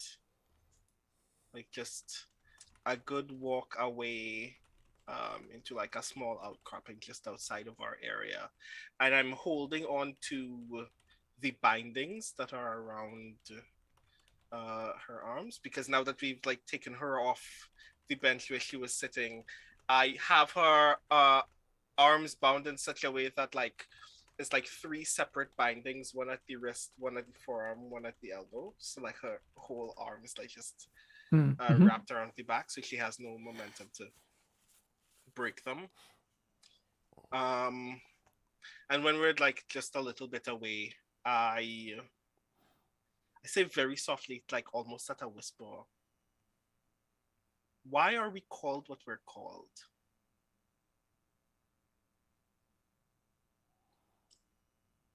We walk in the shadows so that others may live in the light.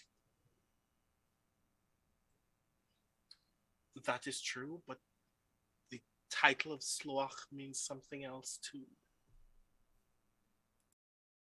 We are literally imagined by frightful men to be the embodiment of the wild hunt itself. That which sails down from the night and brings souls back up with it.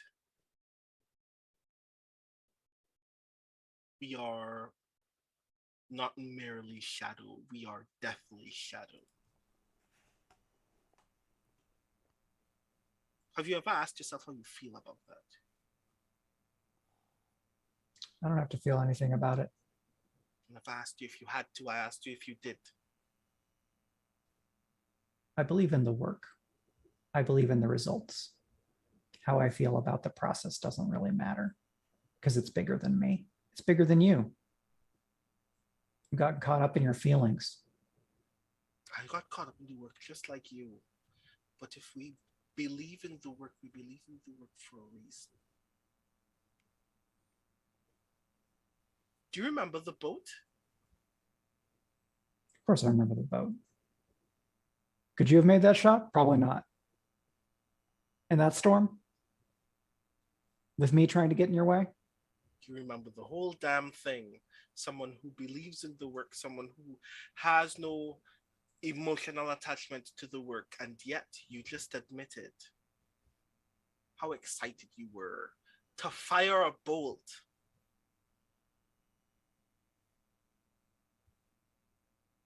at someone who didn't know what the conflict was when we got there. I was firing at the traitor. And you missed twice. It's a bad storm. So You just swore you could make a shot in. So why do you remember the whole thing? So you're bought in on this revolution. You get the calculus that this much blood, civil war, that it's all worth it, that more people will be saved under Ciaran and their idea of the little gods. This notion that you can bring back, we could bring back the wild hunt in reality. That it's too far, it's too much to ask. That's not it. I'm going to tell you something I may struggle even to tell our Splendor themselves. I think Ciaran Lolaire is often very wrong. Bafflingly so. As for the gods, I don't care a lick, and I don't think they care a lick for me. But if we care about the work because we think that bringing people to the light is good, is noble, is a valuable end in itself, do you mean to really tell me you don't do any calculus about how many people we lose in the dark if you remember the shots you missed? Do you really think you can do it? You want me to be perfectly honest with you? If I'm going to sign up for this, I don't want a bullshit death, Rowan. Not after the life we've lived. I don't want to ride with the rest on High Talon and just get destroyed by a cannonball. There's got to be a real chance. The life we've lived, if you can tell me there's a real chance this can work and you're not bullshitting me, then say it. Shut up. And I lean in very, very close. Like almost so close that if I leaned any closer, we'd be kissing already. Mm-hmm. And I whisper very softly, if you asked me by myself, I'd say no. But I'm telling you all of this because I know someone who's a better shot than me. All right. I think you should make the roll. So this is a desperate sway. Mm-hmm. Desperate. Is this a 14 roll or a skill roll? So this is going to be a desperate standard sway roll. Okay. I'm giving this to you for free because you're at one tick away, and I think it's very interesting to see whether you'll be able to succeed or whether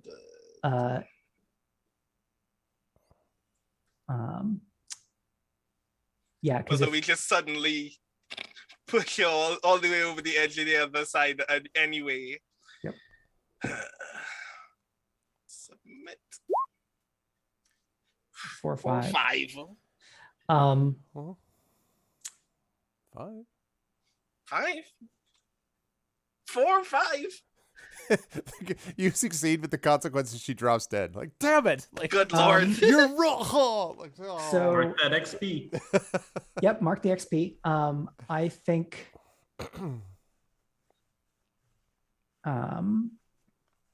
What I'll suggest is that she leans in for the kiss, and then when the kiss is done, she says, "Back me for head of the company, and let's go tear down the Bloody King."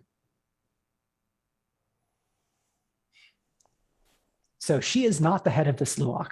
She wants you to help her take control of the whole faction. Woo! Good Lord. All right. Also, Wow. there may be some other consequences from that conversation. Oh, gee, Oh, really? yeah. Lots of bad consequences. Wow. Wow. Okay, well. So what I'll say is that Katrina's Sluach is a tier 1 faction. The Sluach overall is a tier 2 faction.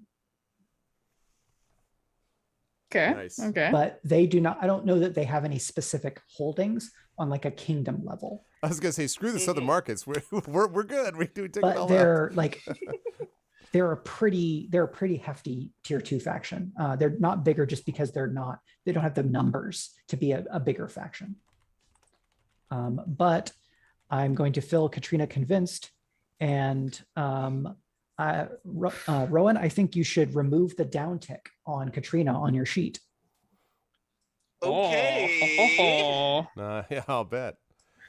Does Katrina have the ability, like, because this doesn't mean like the Sluach is with us. It just means Katrina is with us and is going to try to convince the Sluach, right?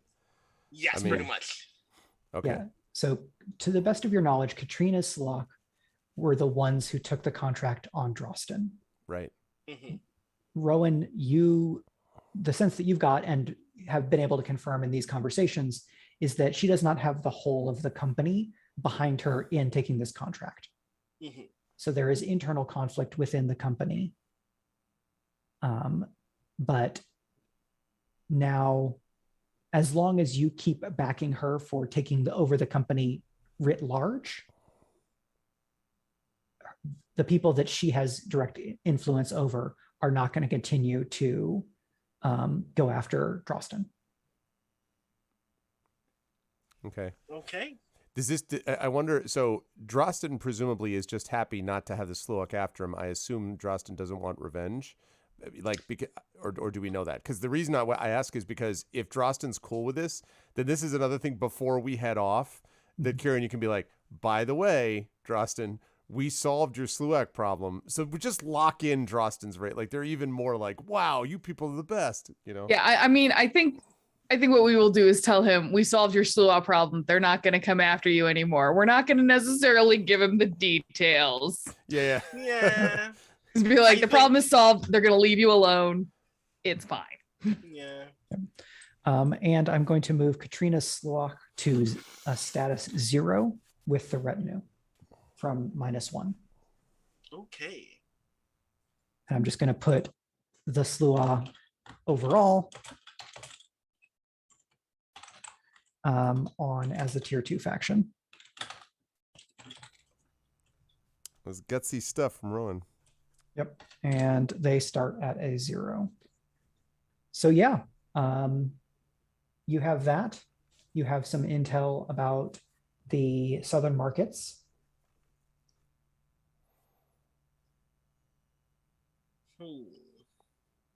We've time to kick it down south, right? Yeah, the Markets Club is the first thing that we had in mind, so we might as well focus on it. Having another spy on hand is good for that. What is, like, does Katrina get cut free? Does she get to like sit in on council? Does she get to speak with Ciaran? Like, what's next for her? I do cut her free, but I let her know that for the good of the retinue in general, it's only fair that like I keep my eye on her on a regular basis. But she's free to give her own potential feedback on our jobs whenever possible. Okay. All right. I mean, we'll roll with what Rowan thinks will work for this, because, you know, the worst she'll do is tell me something I don't want to hear, and I'll be like, no, shut up. Yeah, I think I just see her in the morning and say, morning, toast. And hold out some very burnt bread. Just like ash in the shape of a slice of bread. She touches it just instantly. Just like dips it in some milk. And You do that on purpose? You burn that on purpose? Yeah, I wink and just say, special recipe. God. Don't try to open an inn. Well, Splendour, you've got yourself a very persuasive outlaw. Mm-hmm. I'm not coming after Drosten anymore. I'm going to go back and talk with the rest of the company, and Rowan's going to help me. And if I get what I want, then I come back and we talk about how you can win this war and how you can get the Bloody King off that throne. I will look forward to it. It's going to need to be a pretty good plan because you're way downhill. As you've seen, we've come up with some good plans so far, and we keep making new and interesting friends. It's a strange lot. Like if Rowan is there, then I think Katrina would look to you. It's a strange lot you've found. I think coming from another Slock, you should know what that means. I'll be back soon. Brandon, I did not hear that. I don't know if you're on mute. I wasn't. Can you hear me? Yes. Yes. He just leaned in super close again. Like every time now, he just interacts by leaning in and being like. I say very softly, I look forward to it. Yeah, so I think the deal, like doing stuff with the Sloak, is probably if you wanted to have that be the sortie you could absolutely go do that. But barring that, I think it'll be for next downtime or epilogue. Mm-hmm. I think we already made a plan, so we'll focus on the plan we made. Yep. So yeah, to do a sortie in the southern markets, you'll just want to pick what approach it is and then make sure you have the detail to go with it. It sounded maybe like a deception plan. Yes, we're going with Venner's plan because I mean, there could also be a social plan, right? I mean, it's categorically deception, I think. Okay. Yeah, I mean, the idea is just pulling, from Venner's point of view, it's just pulling tactically on what assets we have in place. So we already have your reputation harvest, right? And we have, the fact that we have this power struggle of which we can take advantage, and that we're kind of gradually, we have an opportunity to kind of get our foot in the door by using the, as you said, E-list celebrity or whatever it is. And we have a chance to kind of use that to take a step further on and maybe cause Arter to get tripped by his own lust for power. Wouldn't be the first time we've seen that happen. That does sound like a diplomatic plan to me, because you mentioned a social connection, which is Harvest's kind of limited but non-zero status in the southern markets. Yeah, I mean, we're trying to set, the way I see it, we're trying to set Arter up, but, we're doing it through Harvest, at least initially. So, yeah. I mean, it feels like deception would be like if we were trying to convince Arter that, Harvest was someone that they're not, right? Yes, right. Yeah. As opposed to the completely accurate portrayal of what we see in the pro wrestling version of Harvest. Yeah. Did y'all want to do any more recon in the southern markets? Because we kind of moved in and out of downtime a little bit by weaving recon into that, but Rowan and Ciaran have not done recon for this sortie yet. Yeah, I mean, I would ask whether Rowan might be able to do sort of, get a sense of what the general feeling is about what are Arter's sort of personal weaknesses. Because my guess is that what I said about my sense of what mercenaries are, that Harvest and I both thought means that Arter is going to be susceptible to backing someone that's ultimately going to lose to Harvest if all of this goes well.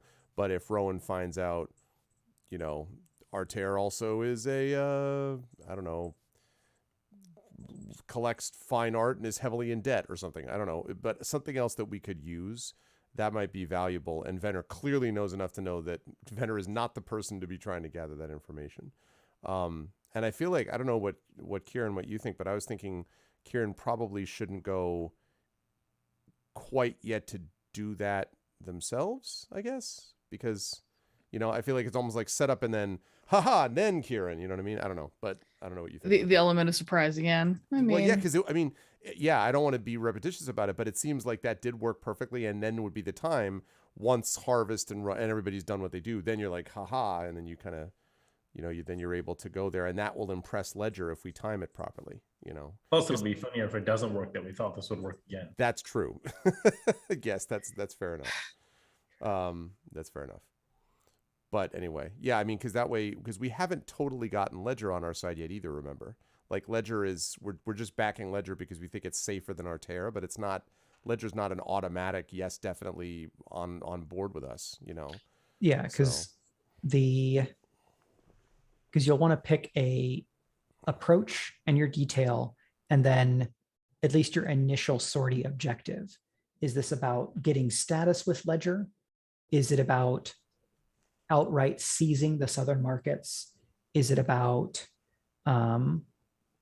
weakening Arter or weakening some other faction through the social maneuvering? So that's 3 of the 5. The other 2 are vassalize and pillage. I think it's 3 and 1, isn't it? Because we are trying to weaken Arter so as to get leverage with Ledger. We therefore diminish Arter, build our rep with Ledger, and then that makes it easier for Ciaran to be like, now I'm closing the sale, you know, and so. Like now that I will now reveal that you're actually kind of already in my debt, but you know, the first one's free, but let's be friends because I offer all of these other benefits. Yeah, exactly. And we already friends with House Gearr, so you're all good there. Yeah. Yeah. And you know, if Arter is not completely destroyed, then it could be like, well, if you don't want to be friends, I'll go be friends with that guy. Like I'll bring him back. I also want to point out just very quickly from Venner's point of view that Venner does have a growing concern, which I may at some point bring up directly with Ciaran, which is Venner's becoming increasingly concerned that the army we're building is extremely like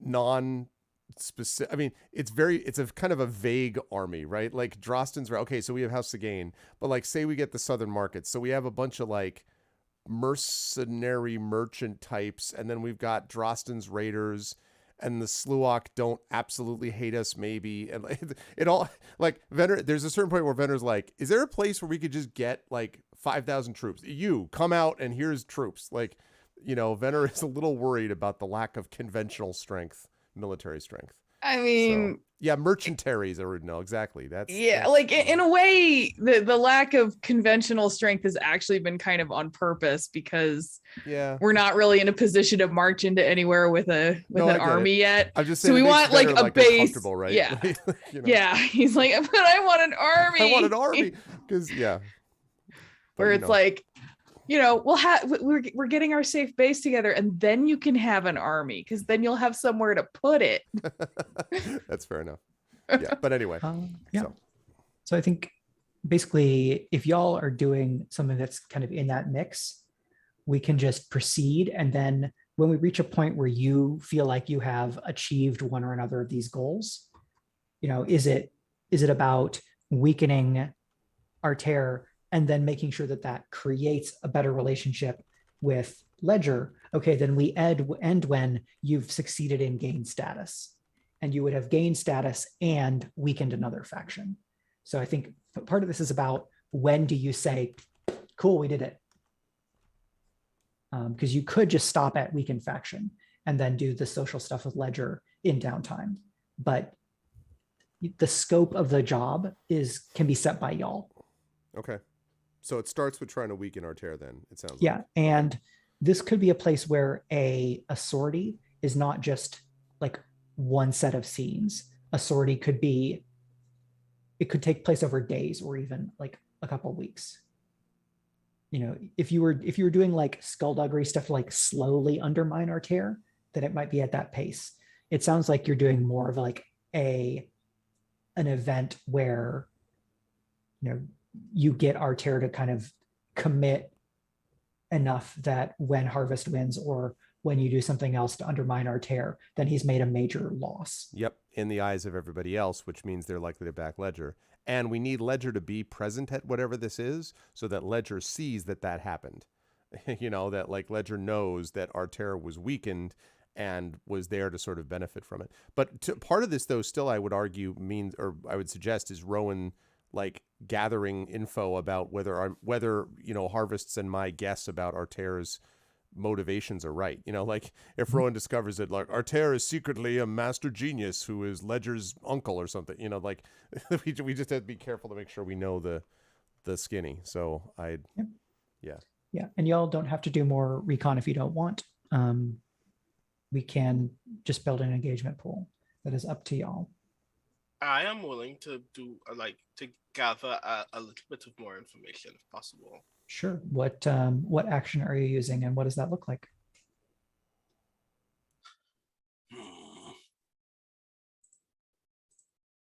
I think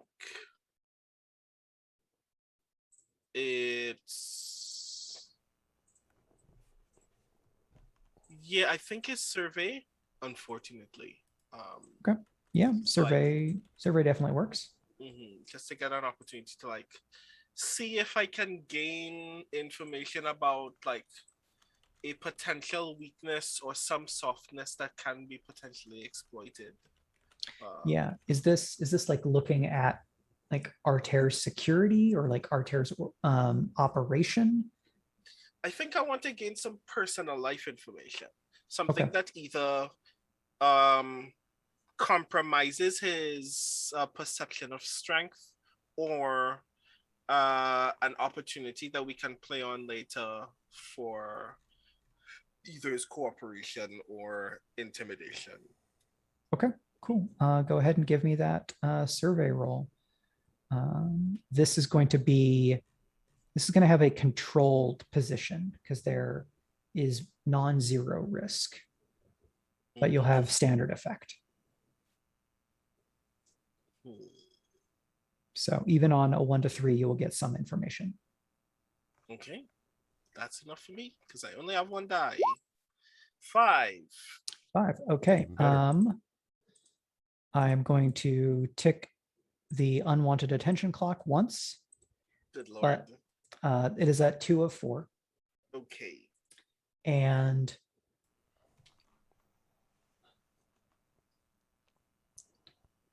you like in being able to kind of watch and hear people talk and maybe talk to some people, but mostly like watching and assessing,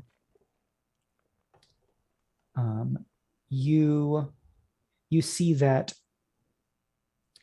Artair kind of treats the other merchants who seem to be allied with him a bit like they already work for him.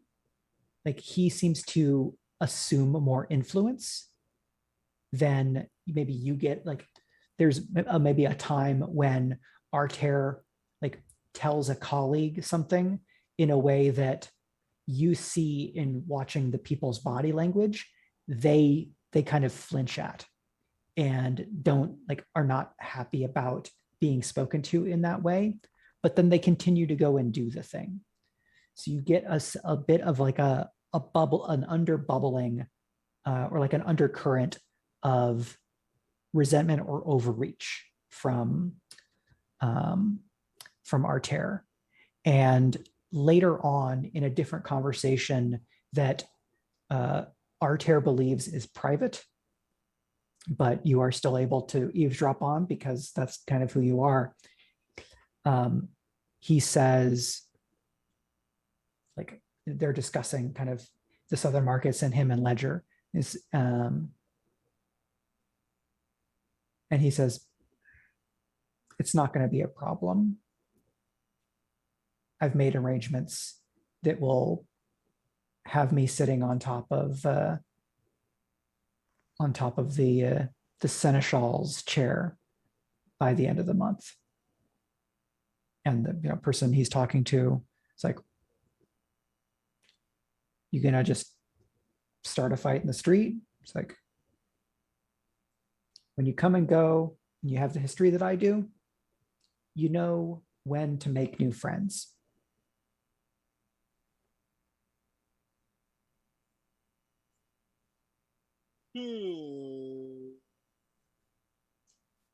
That doesn't sound good at all. Mm-mm. You get a bad feeling about this. Is it possible to gain more information about that conversation in particular? Yes, but then because you got a 5, it will become a risky roll. Yeah, risky is too risky for me right now, so I think I'll just relay the information that I already have. Okay.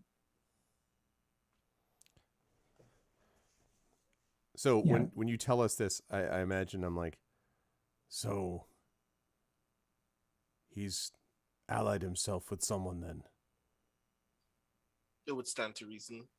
Someone that he trusts well enough to expect him a guaranteed space in the seat of power around this space. Is it a faction though, or one of the houses, or something personal? Someone who speaks with the kind of ego as this man, you'll never be able to tell the difference until you see them. And they weren't there. I think it's only fair to assume the very worst. Be prepared in the eventuality that the plan that we have in motion meets a hitch that we will need to confront head on. But the beauty of deception is all you need to do is expect me to do the heavy lifting required to hide its intent.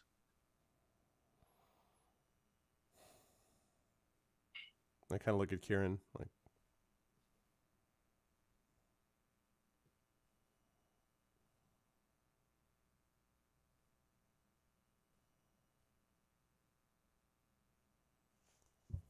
I don't know. well, it's going to be a risk either way, but we need people. We're making good progress, but we need more. And if this works out, we have enough support that we could actually make a go of this thing. The Southern Markets probably is the closest option that we have to us even then. Mm-hmm. Indeed. This whole business is a incredibly foolish, stupid risk anyway. It's the only good, foolish, stupid risk to take.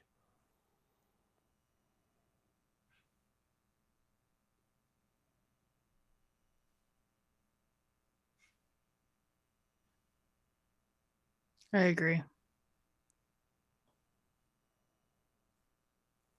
Can only hope that when we actually put these steps in motion, that the path that they make reveals itself through walking. It's less clear than it was.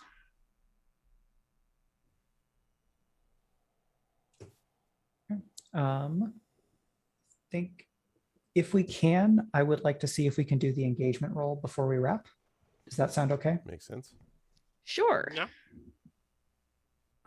Because that will give me a little bit more of a ground to do prep on for next time.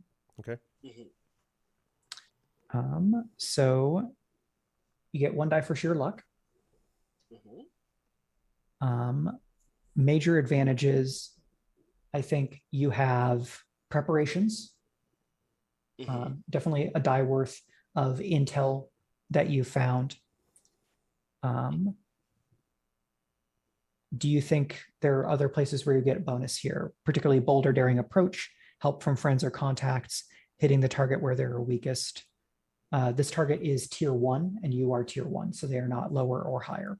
I mean, if we do this right, we're absolutely hitting the target where he's weakest. So, I mean, that strikes me as, at least that the intent of the plan is to do exactly that. And that's why we sent Rowan in the first place, to gather information about what might be the weakest spot for them to go, you know? I think that that's reasonable. So that would get you to 3 dice. And I think you will lose 1 die from interference. So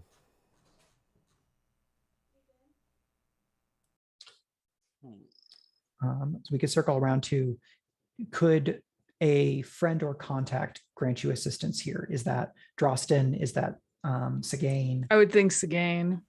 Yeah. Okay, how are they helping you in this? I mean, we do need Sigane's word that the market's relationship with trade in the area will be undisturbed. also, if we're going Can to they make House... the introduction to Ledger? Yes. Yeah. Yeah, they absolutely could. Also, is there, I don't know how far we can split this, Mike, maybe this isn't possible, but Sigane literally just watched us win this tournament and win them over, like, in a very public way. So it seems to me that they would be very well placed to have a couple of people spreading through the crowds and sort of talking a little bit about this badass, you know, the harvest and what harvest can do and blah, blah, blah, blah, blah, right? I mean, I would think they're witnesses, right? We are all witnesses. So they could do an introduction. It comes down to what are you asking of Sienna in this here, just that I can have a sense of how specifically they're helping in the outset. I mean, the easy answer, I think, is that Sienna puts in a good word for harvest fighting.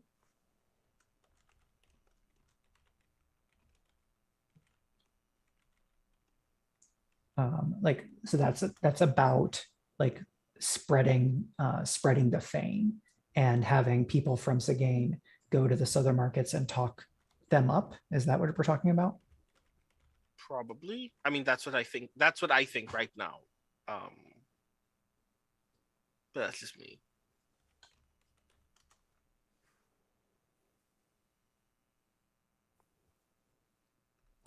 Yeah. Okay. Yeah, I think some combination of that, and then we'll get you a die, and then we can flash back to, here's a thing that we asked Sienna for as needed because of the fun flashback system.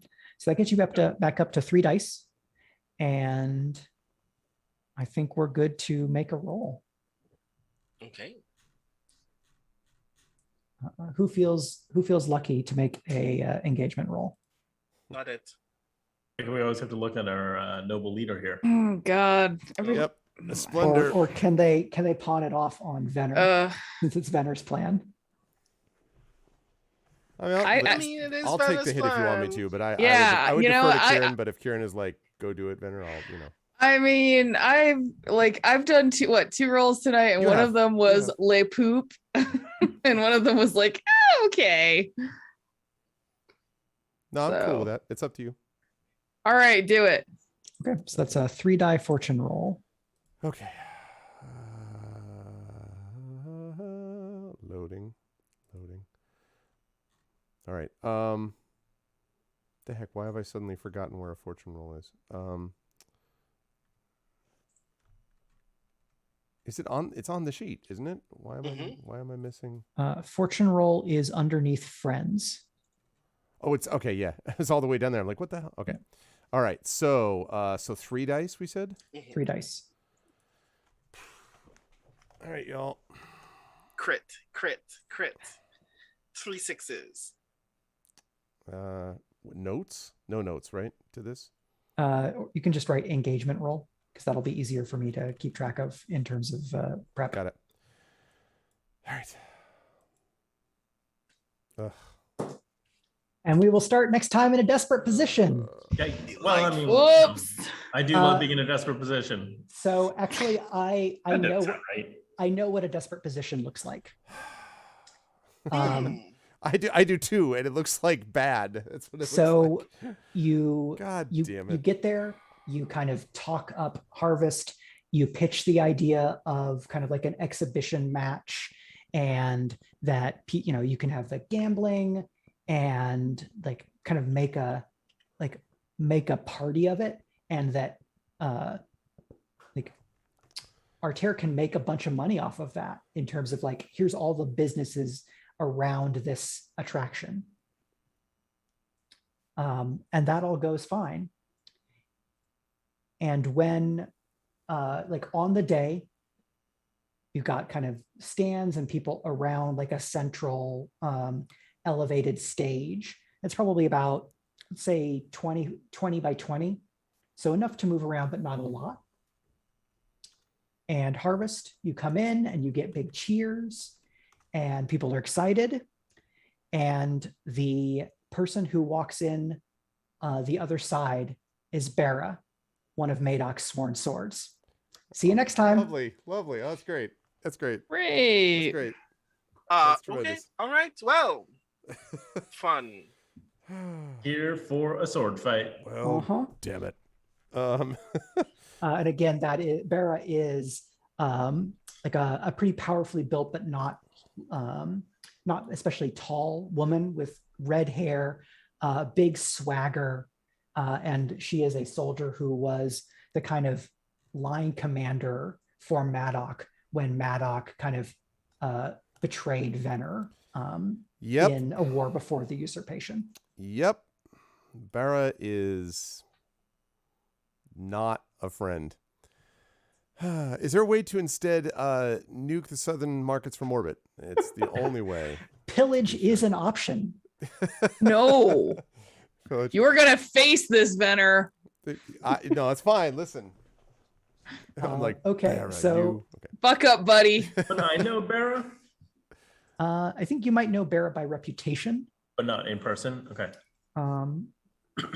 Maybe you would know Bera because she's close, like she was already in the military infrastructure. Right. Although Harvest wouldn't necessarily be in the military infrastructure, so it's kind of weird.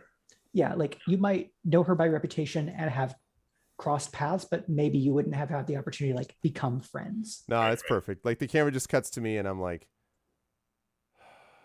like one of those like those sort of deep inhale and exhale type moments. It's lovely. Yeah. It's good stuff. And yes, Rudenell, it's my perfect ideal cliffhanger. Yes, I know. That's only when I'm a GM though. See, on the other side.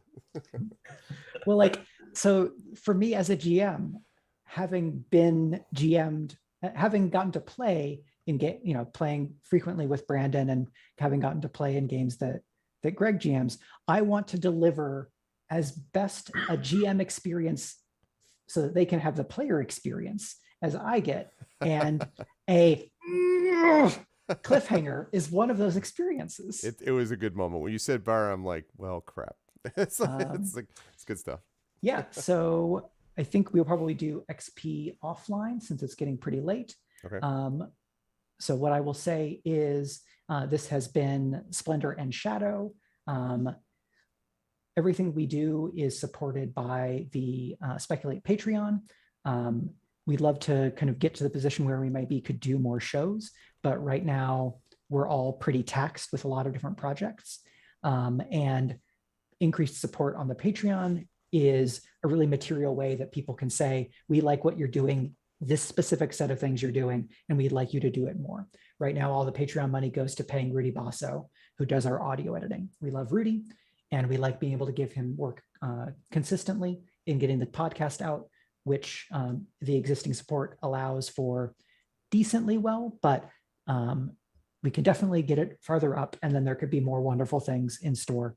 If you're here and you're watching, you probably are already involved in the Speculate and or Arvin Elrond community in some fashion. And I know that things are tight, but if you would like to see us do more different things, or if you want to kind of make a material contribution in recognition of what we do, we would be super grateful and would love to have you. There are a bunch of extras associated with Rebel Crown. You can get all of my GM prep episodes, of which there are now 6, and we have a session 0 for the campaign that's available for patrons as well. And I'm going to get Brandon to send me the poems that they wrote for Rowan that I can put up as a special feature as well. Yes, I keep meaning to send you that. Please remind me to make sure that happens very soon. I will follow up about that. So I will invite our players to do a quick reminder of who you are and what you do. We all wanted to make space for Brandon's great collection at the start, but I do want to make sure everyone is reminded of any given projects that y'all want to highlight. And I will ask Brandon to do so first because there's at least a book, but Brandon does other things. Yes, there is at least a book. Hello, everybody. My name is Brandon O'Brien, pronouns he, him, or they, them. I'm a writer, poet, and game designer from Trinidad and Tobago. You can find me on Twitter at The Rising Tides. I have a poetry book out. It's called Can You Sign My Tentacle? It came out today, so you can get it from wherever you get your books. Exclamation point tentacle in the chat will send you the link to the Interstellar Flight Press page for the book. Definitely recommend that you get it from your favorite indie bookstore because supporting indie bookstores is always very good and very rad. Also, worth note is that on Sunday on this very channel, twitch.tv/ArvanElron, I'll be having a poetry get together with some of my favorite poetry friends. Friend of the show, Valerie Valdez, will be reading from her published poetry work in places like Uncanny Magazine. My friend Fran Wild will be reading from her upcoming collection, Clock Star Rose Spine, which is absolutely lovely. If you haven't gotten your hands on that yet, that's also available for pre-order as we speak. And my editor, Holly Lynn Walrath, will be reading from her own upcoming collection, The Smallest of Bones, which is also available for pre-order as we speak. All of which are going to also be coming out within like a very close period of right now as well. So if you're looking for a small stack of poetry that you can definitely enjoy, come check us out on Sundays so you can hear us read all of our wonderful things and talk more about poetry as an experience. And that will help you definitely make the decision to buy all 3 of those books and read all 3 of those books. So yeah, you will see that on Sunday evening. Other than that, it's also worth mentioning that I am one of the 3 co-hosts of Speculate alongside Greg and Mike, and want to reiterate the call that Mike made earlier, that your financial support through the Patreon helps us do more cool things on this channel.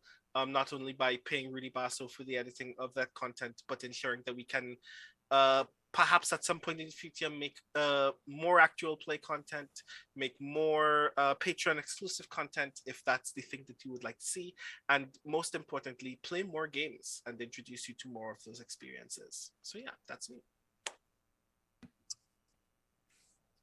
All right, I have been your Splendor. I am Alex Acks, and you can find me at katsudon.net, patreon.com/AlexAcks, where I mostly write about like movies and TV shows and pop culture stuff, and have a monthly book post where we talk about what we've been reading. And I've got my own books. You can find Hunger Makes the Wolf under the name Alex Wells, which is Biker Space Witches. And I've got and labor issues, because that is what you're really here for, is the labor issues. And then I've got steampunk out from Queen of Swords Press, that is Murder on the Titania and Other Steam Powered Adventures. So please check those out. Thank you. Hey, the Supreme Court just overturned Prop 22 in California, so yes! Labor issues are on the table. I am DongWon Song. I've been Harvest Honeysuckle. You can follow me on Twitter at DongWon, DONGWON. I have a lot fewer specific projects to pitch, so. Yeah. I've been your GM for the series, Michael R. Underwood. This is really fun. Running a Forge in the Dark game is always just like, you show up and the players make chaos and it's really fun and I react. So it's always like, I come here to the table and I get to be surprised and I get to watch this amazing role play, and that makes me very happy. You can find my books and information about them at my website, michaelrunderwood.com. I am occasionally on Twitter and Instagram. Both of those is at Mike R. Underwood. Instagram is good because it's mostly pictures of my very cute dog.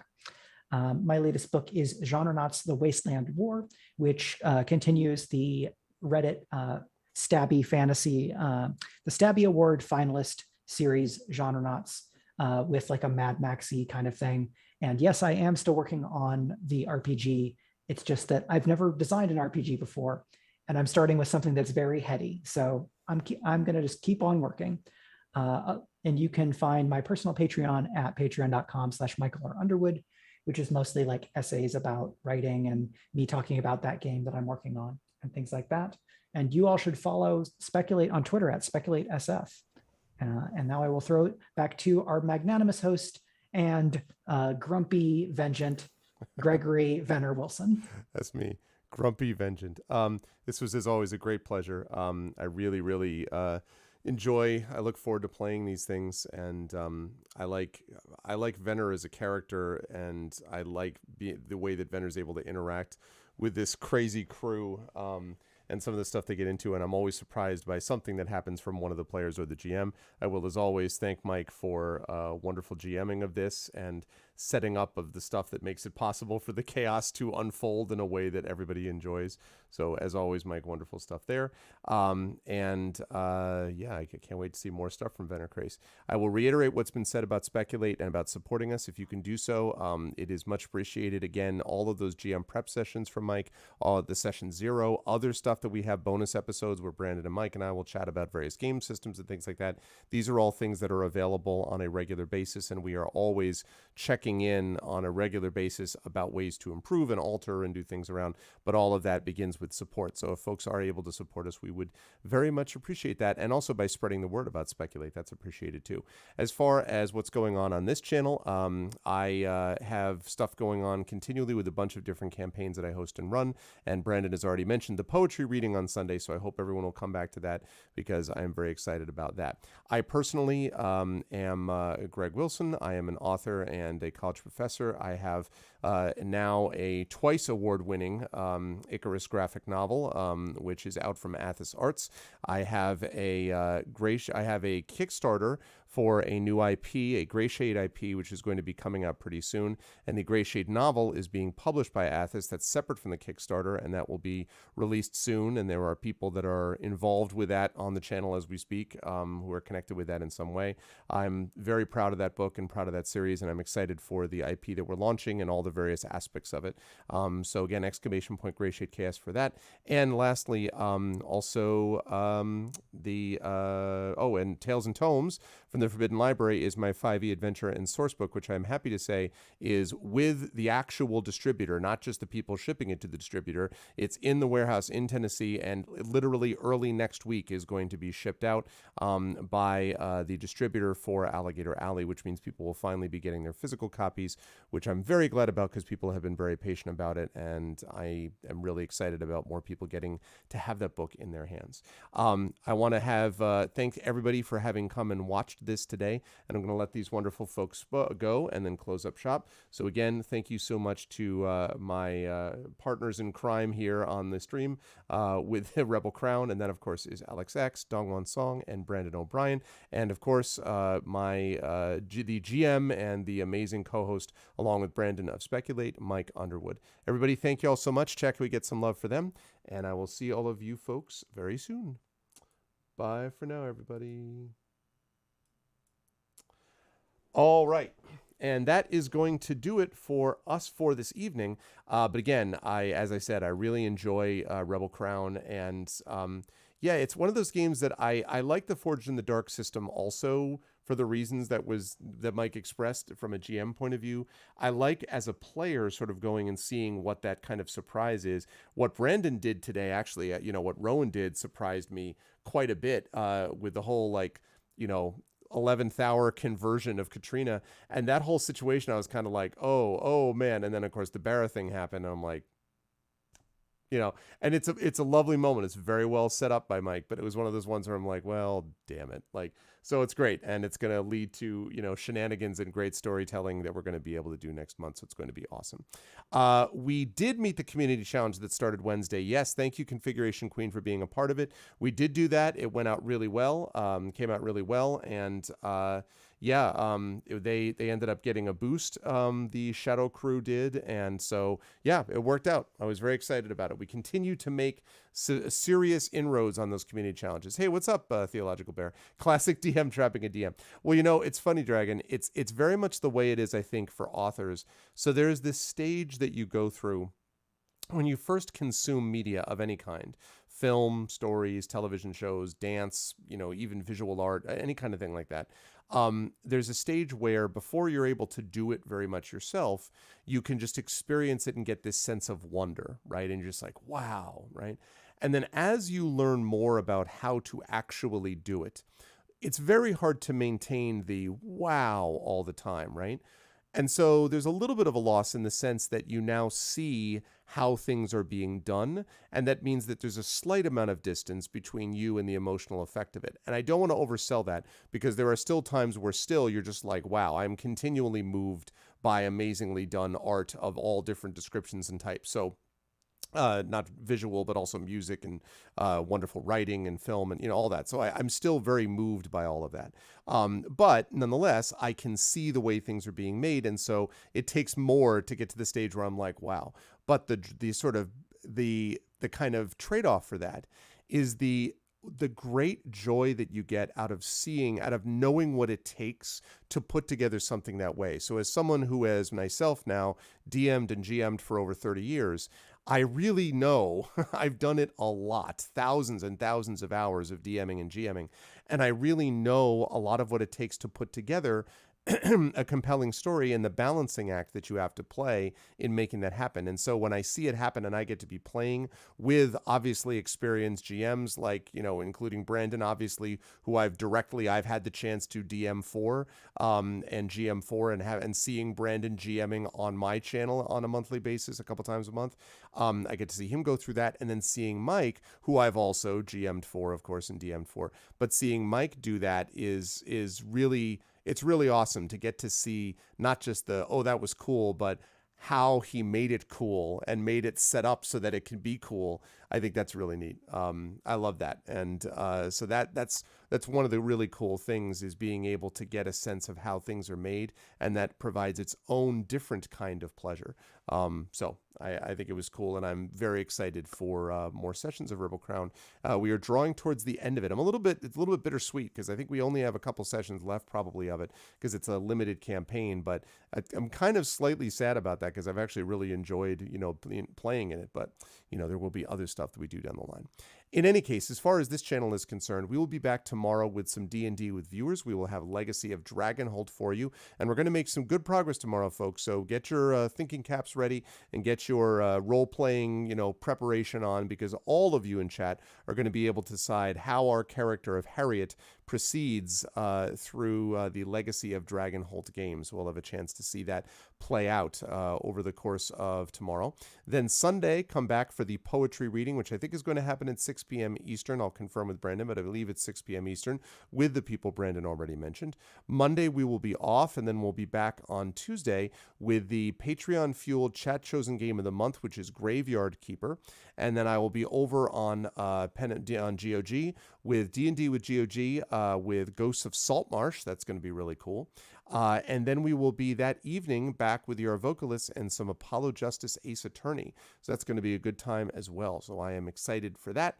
And yeah, now one thing I do want to mention, by the way, as I was talking about this before, this track, I'm actually really glad that Brandon's going to be able to host this thing on Sunday, because this track that the Tropical Storm Henri is taking looks like it's headed for a dead center hit not that far from where I live. Now, it looks like it's going to be farther east than where I live, so it looks like it's not directly like the sea captain's house, Windcoast Studios getting hit by a hurricane directly.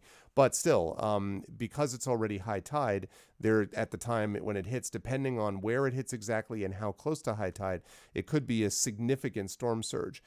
Fortunately, we have a basement, anti-flood system and stuff like that put in place. So we've got that in place. And I'm not worried about things like the wind and everything else. As Arudinel said in chat, this house is over 200 years old. It can stand up to stuff. It's been here for a while. I'm not worried about that. But, in terms of the water and all that kind of stuff, we'll see. And that's why I'm really glad that system is in place. Anyway, I do not yet know, because we went through the remnants of that one storm with the name of which I can't remember now, but it had been a tropical storm. By the time it got to us, it was what was left over. And that storm was a ton of rain. That's where we got the flooding problems the last time. But the wind stuff was not really an issue.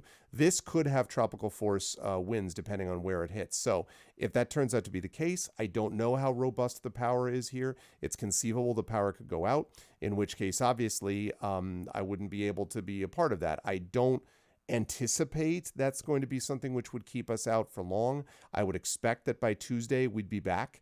But I don't know for sure. So, that's all coming on Sunday. So it's not going to affect us tomorrow. It's going to be starting tomorrow night, but it won't really come into play until Sunday. So we should be good for tomorrow. Sunday, I don't know. I mean, that's why I'm glad Brandon's going to be hosting the poetry reading. And then Monday I'm off anyway. So hopefully by Tuesday we'll, be back. But if anyone is in sort of in the range of where the storm is hitting, please be safe. I appreciate everyone else. Yes, it's a lighthouse. Yeah. No, it's near a lighthouse, but it is not itself a lighthouse. But I appreciate that, Dragon, and Mrs. Dunsel and everybody. We'll do what we can, and I appreciate that. Please stay safe yourself, Mrs. Dunsel, obviously. I know you're not that far away from that same kind of impact either way, but I think we'll be fine. That's just, make sure that, you everybody take care of yourselves where you are. And climate change is going to make this stuff more frequent. We have to address that and obviously work on addressing climate change overall, as we all know. But one of the ways that we address things, as I've said, is through community, and nobody does that better than all of you lovely folks. So I'm going to just say goodbye to everybody, and then we are going to do a raid tonight because it's not super late. So I want to thank everyone for being... Yeah, exactly. No, I mean, listen, you can see the beams up here yourself. Like, these are some 200, we got some 200 plus year old timbers back there. All right. That thing is built to last. So plus I got Gandalf, like, you shall not pass. We got it. We're good. But I want to thank everyone for having been an awesome audience today, as always. Got to batten down the hatches. I want to thank everyone for being an awesome audience, as always, and thank everyone for being a part of this lovely adventure of ours. If you like what you saw and heard, please follow the channel. Check out our YouTube with !arvtube. Subscriber numbers have been going up over there, which is great. Please consider subscribing because it's free for you to do that, but it definitely makes a difference to us. So please do that. I also want to mention, by the way, it just struck me, this whole microphone thing, which has been an issue, usually is not an issue at night. And I think it's because the black fades into the background more. And so the camera knows to stay on my face. But when it's bright in here during the day, sometimes the camera has trouble staying focused on my face because it's worrying about this microphone. Part of it is because this whole setup here. This is going to be gone because finally my Elgato low profile wave arm mic stand, basically boom arm, which Elgato just came out with a couple of months ago. I ordered it back in July, I think July 20th or something, and it is finally on August 20th shipped as of today. So that means it's a low profile thing, which comes, instead of going up and over, it goes underneath. And so that means the mic will be facing up like this. So I won't have all of this in the way. It'll just be the mic here. And that will be easier for me. So I won't have to constantly be moving this thing around and have my face shadowed by it. But also it means that I will be in a better spot in terms of focus, and the lights also will. So everything will be good. So I'm very excited about it. So that is on the way. I have no idea why. But because I was going to say, because the YouTube sort of shows me some of the previous videos I've recorded, and all of them, of course, have this kind of setup. So this is going to be different. I might use this for like a secondary boom arm for over there, like when I have little Arv sitting in or something. I might attach the other microphone to that, or I might see if I can hook up a webcam to it and use that and just have it permanently mounted over here so that when I do my like board game stuff, like you'll see tomorrow, I don't have to set up my separate stand for that. We'll see. I don't know. I'll figure it out. But in any case, this thing has been great. It's just I want something that isn't sitting like this, anymore. I want something that goes up underneath. So that's what's happening. So the YouTube channel, you can focus on that. You can also, of course, check out... You can also check out the Discord with !arvcord, Twitter with !arvtweets, and the website is arvanelleron.com. Financially, !arvshop is our merchandise area. !arvtreon right there. That's the Patreon that makes it possible for me to get stuff like a low profile mic arm and these lights and the camera and everything, so that now you get, I think, what I'm very proud now of the setup that we have here. I love the sort of backdrop that we get, and I think that's possible, and it's possible because of what, you folks have been generous generous enough to do as both Patreon and subscribers, channel subscribers. So thank you for that. Again, you get cool stuff for the channel and for yourself individually in the Patreon.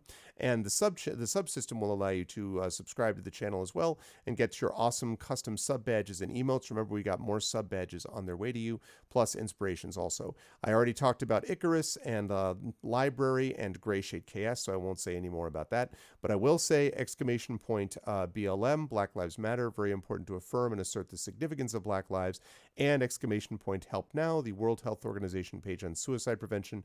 Very important to reach out to others who need help and to reach out to others when you need help as well. Finally, I want to remind everybody about, again, Speculate, who we did this with, exclamation point speculatesf.com. That is the way that you can support our Speculate Patreon. And again, think about heading over there. If you can support us over there, that's much appreciated. And also will allow you to get those access to those behind the scenes things as well. So that would all be lovely. We are going to do a raid today, and raids are really simple here. The way we do a raid is this. If you are not a sub, you're going to do this, which is the Arvanauts Have Landed, followed by Twitch raid, lowercase Twitch, uppercase R, lowercase AID. If you are a sub, you're going to do this, Arvany Hype, the Arvanauts Have Landed, and then you got Twitch raid, Arvany Roar, Arvany What, Arvany Witch, Arvany Sub, I guess so. Arvany Love, all of the Arvanese. Exactly, Arudno. Speculate, Patreon means more games. Exactly. So yes, you can do all of those things when you are brought over automagically to the place that we are going to raid. I want to thank the lovely people who made this an awesome stream today. Thank you to my wonderful mods, Rudnell, Dragonspear, Rock God, The Rising Tides, of course, and Trifity Mats. Thank you as well to my wonderful best mods in the business. Thank you to my wonderful subscribers. Thank you to also Trifid. Good luck with the glad that you got your work done, and enjoy the vacation. Well deserved. Also, of course, you can also many thanks to my subscribers and Patreon supporters. Thank you to Rudnell, Dragonspear, Rock God, Rising Tides, Trifity Mats, Nonstop. Thank you to Tilted Gaming, to Configuration Queen, Critchwitch, Mrs. Dunsel, and Prince Justin. Thank you so much to all of those support from you, lovely folks. And thank you, of course, to my viewers. Thank you to 2020. Thank you to Arenth. Thank you to Free. Thank you to FD Weed. Thank you to Gigafrost. Thank you to Juan Cabardo. Thank you to Lord VX, Okiron. Thank you to Penchamage. Thank you to Rekmux, Revenator, Silicon, Stan Kubrick, Timeos, Turbo Tango, U Christensen, V&K, Exocodo. Thank you, Tilted. Thank you so much, man. It's good to see you again. And most of all, thank you today to the fellow players, Alex Acks, DongWon Song, and Brandon O'Brien, and of course, the amazing GM, Mike Underwood. Thanks, much love to everybody. Stick around for the raid, and I will see you folks tomorrow for some D&D with Viewers Legacy of Dragonholt. Until then, everyone be good to each other. Have a good night.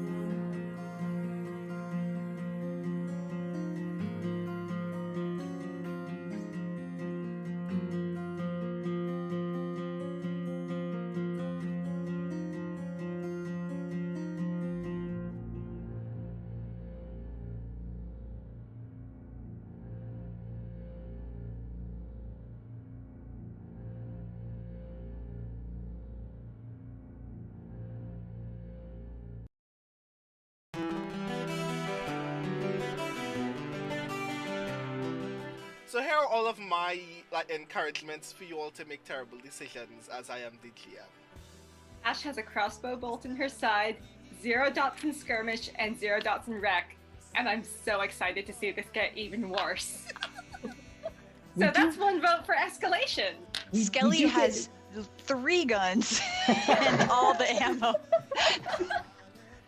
Crossroads has no guns, but Crossroads is a gun powered by ghosts. Have we established that your guns are special to you? I feel like we're establishing that your guns are special to you. Before this crew, they were my only friends. You've known us for 5 days. You've known those guns a lot longer. These are my babies. Yeah. I just want to say, Rowan was starting to do this, and then he realizes to harvest. This doesn't help. Like, don't do that. This is not. No. This is Like, not. don't do this. this. Yeah. Doing this to an executioner. Yeah, that's not what I'm you just want. like this, like. We call that the go sign, you know? Like, yeah. Oh man. This theme's great. I will do a fortune roll. Notes. No thoughts. Head empty. 1! I rolled a 1! Yep.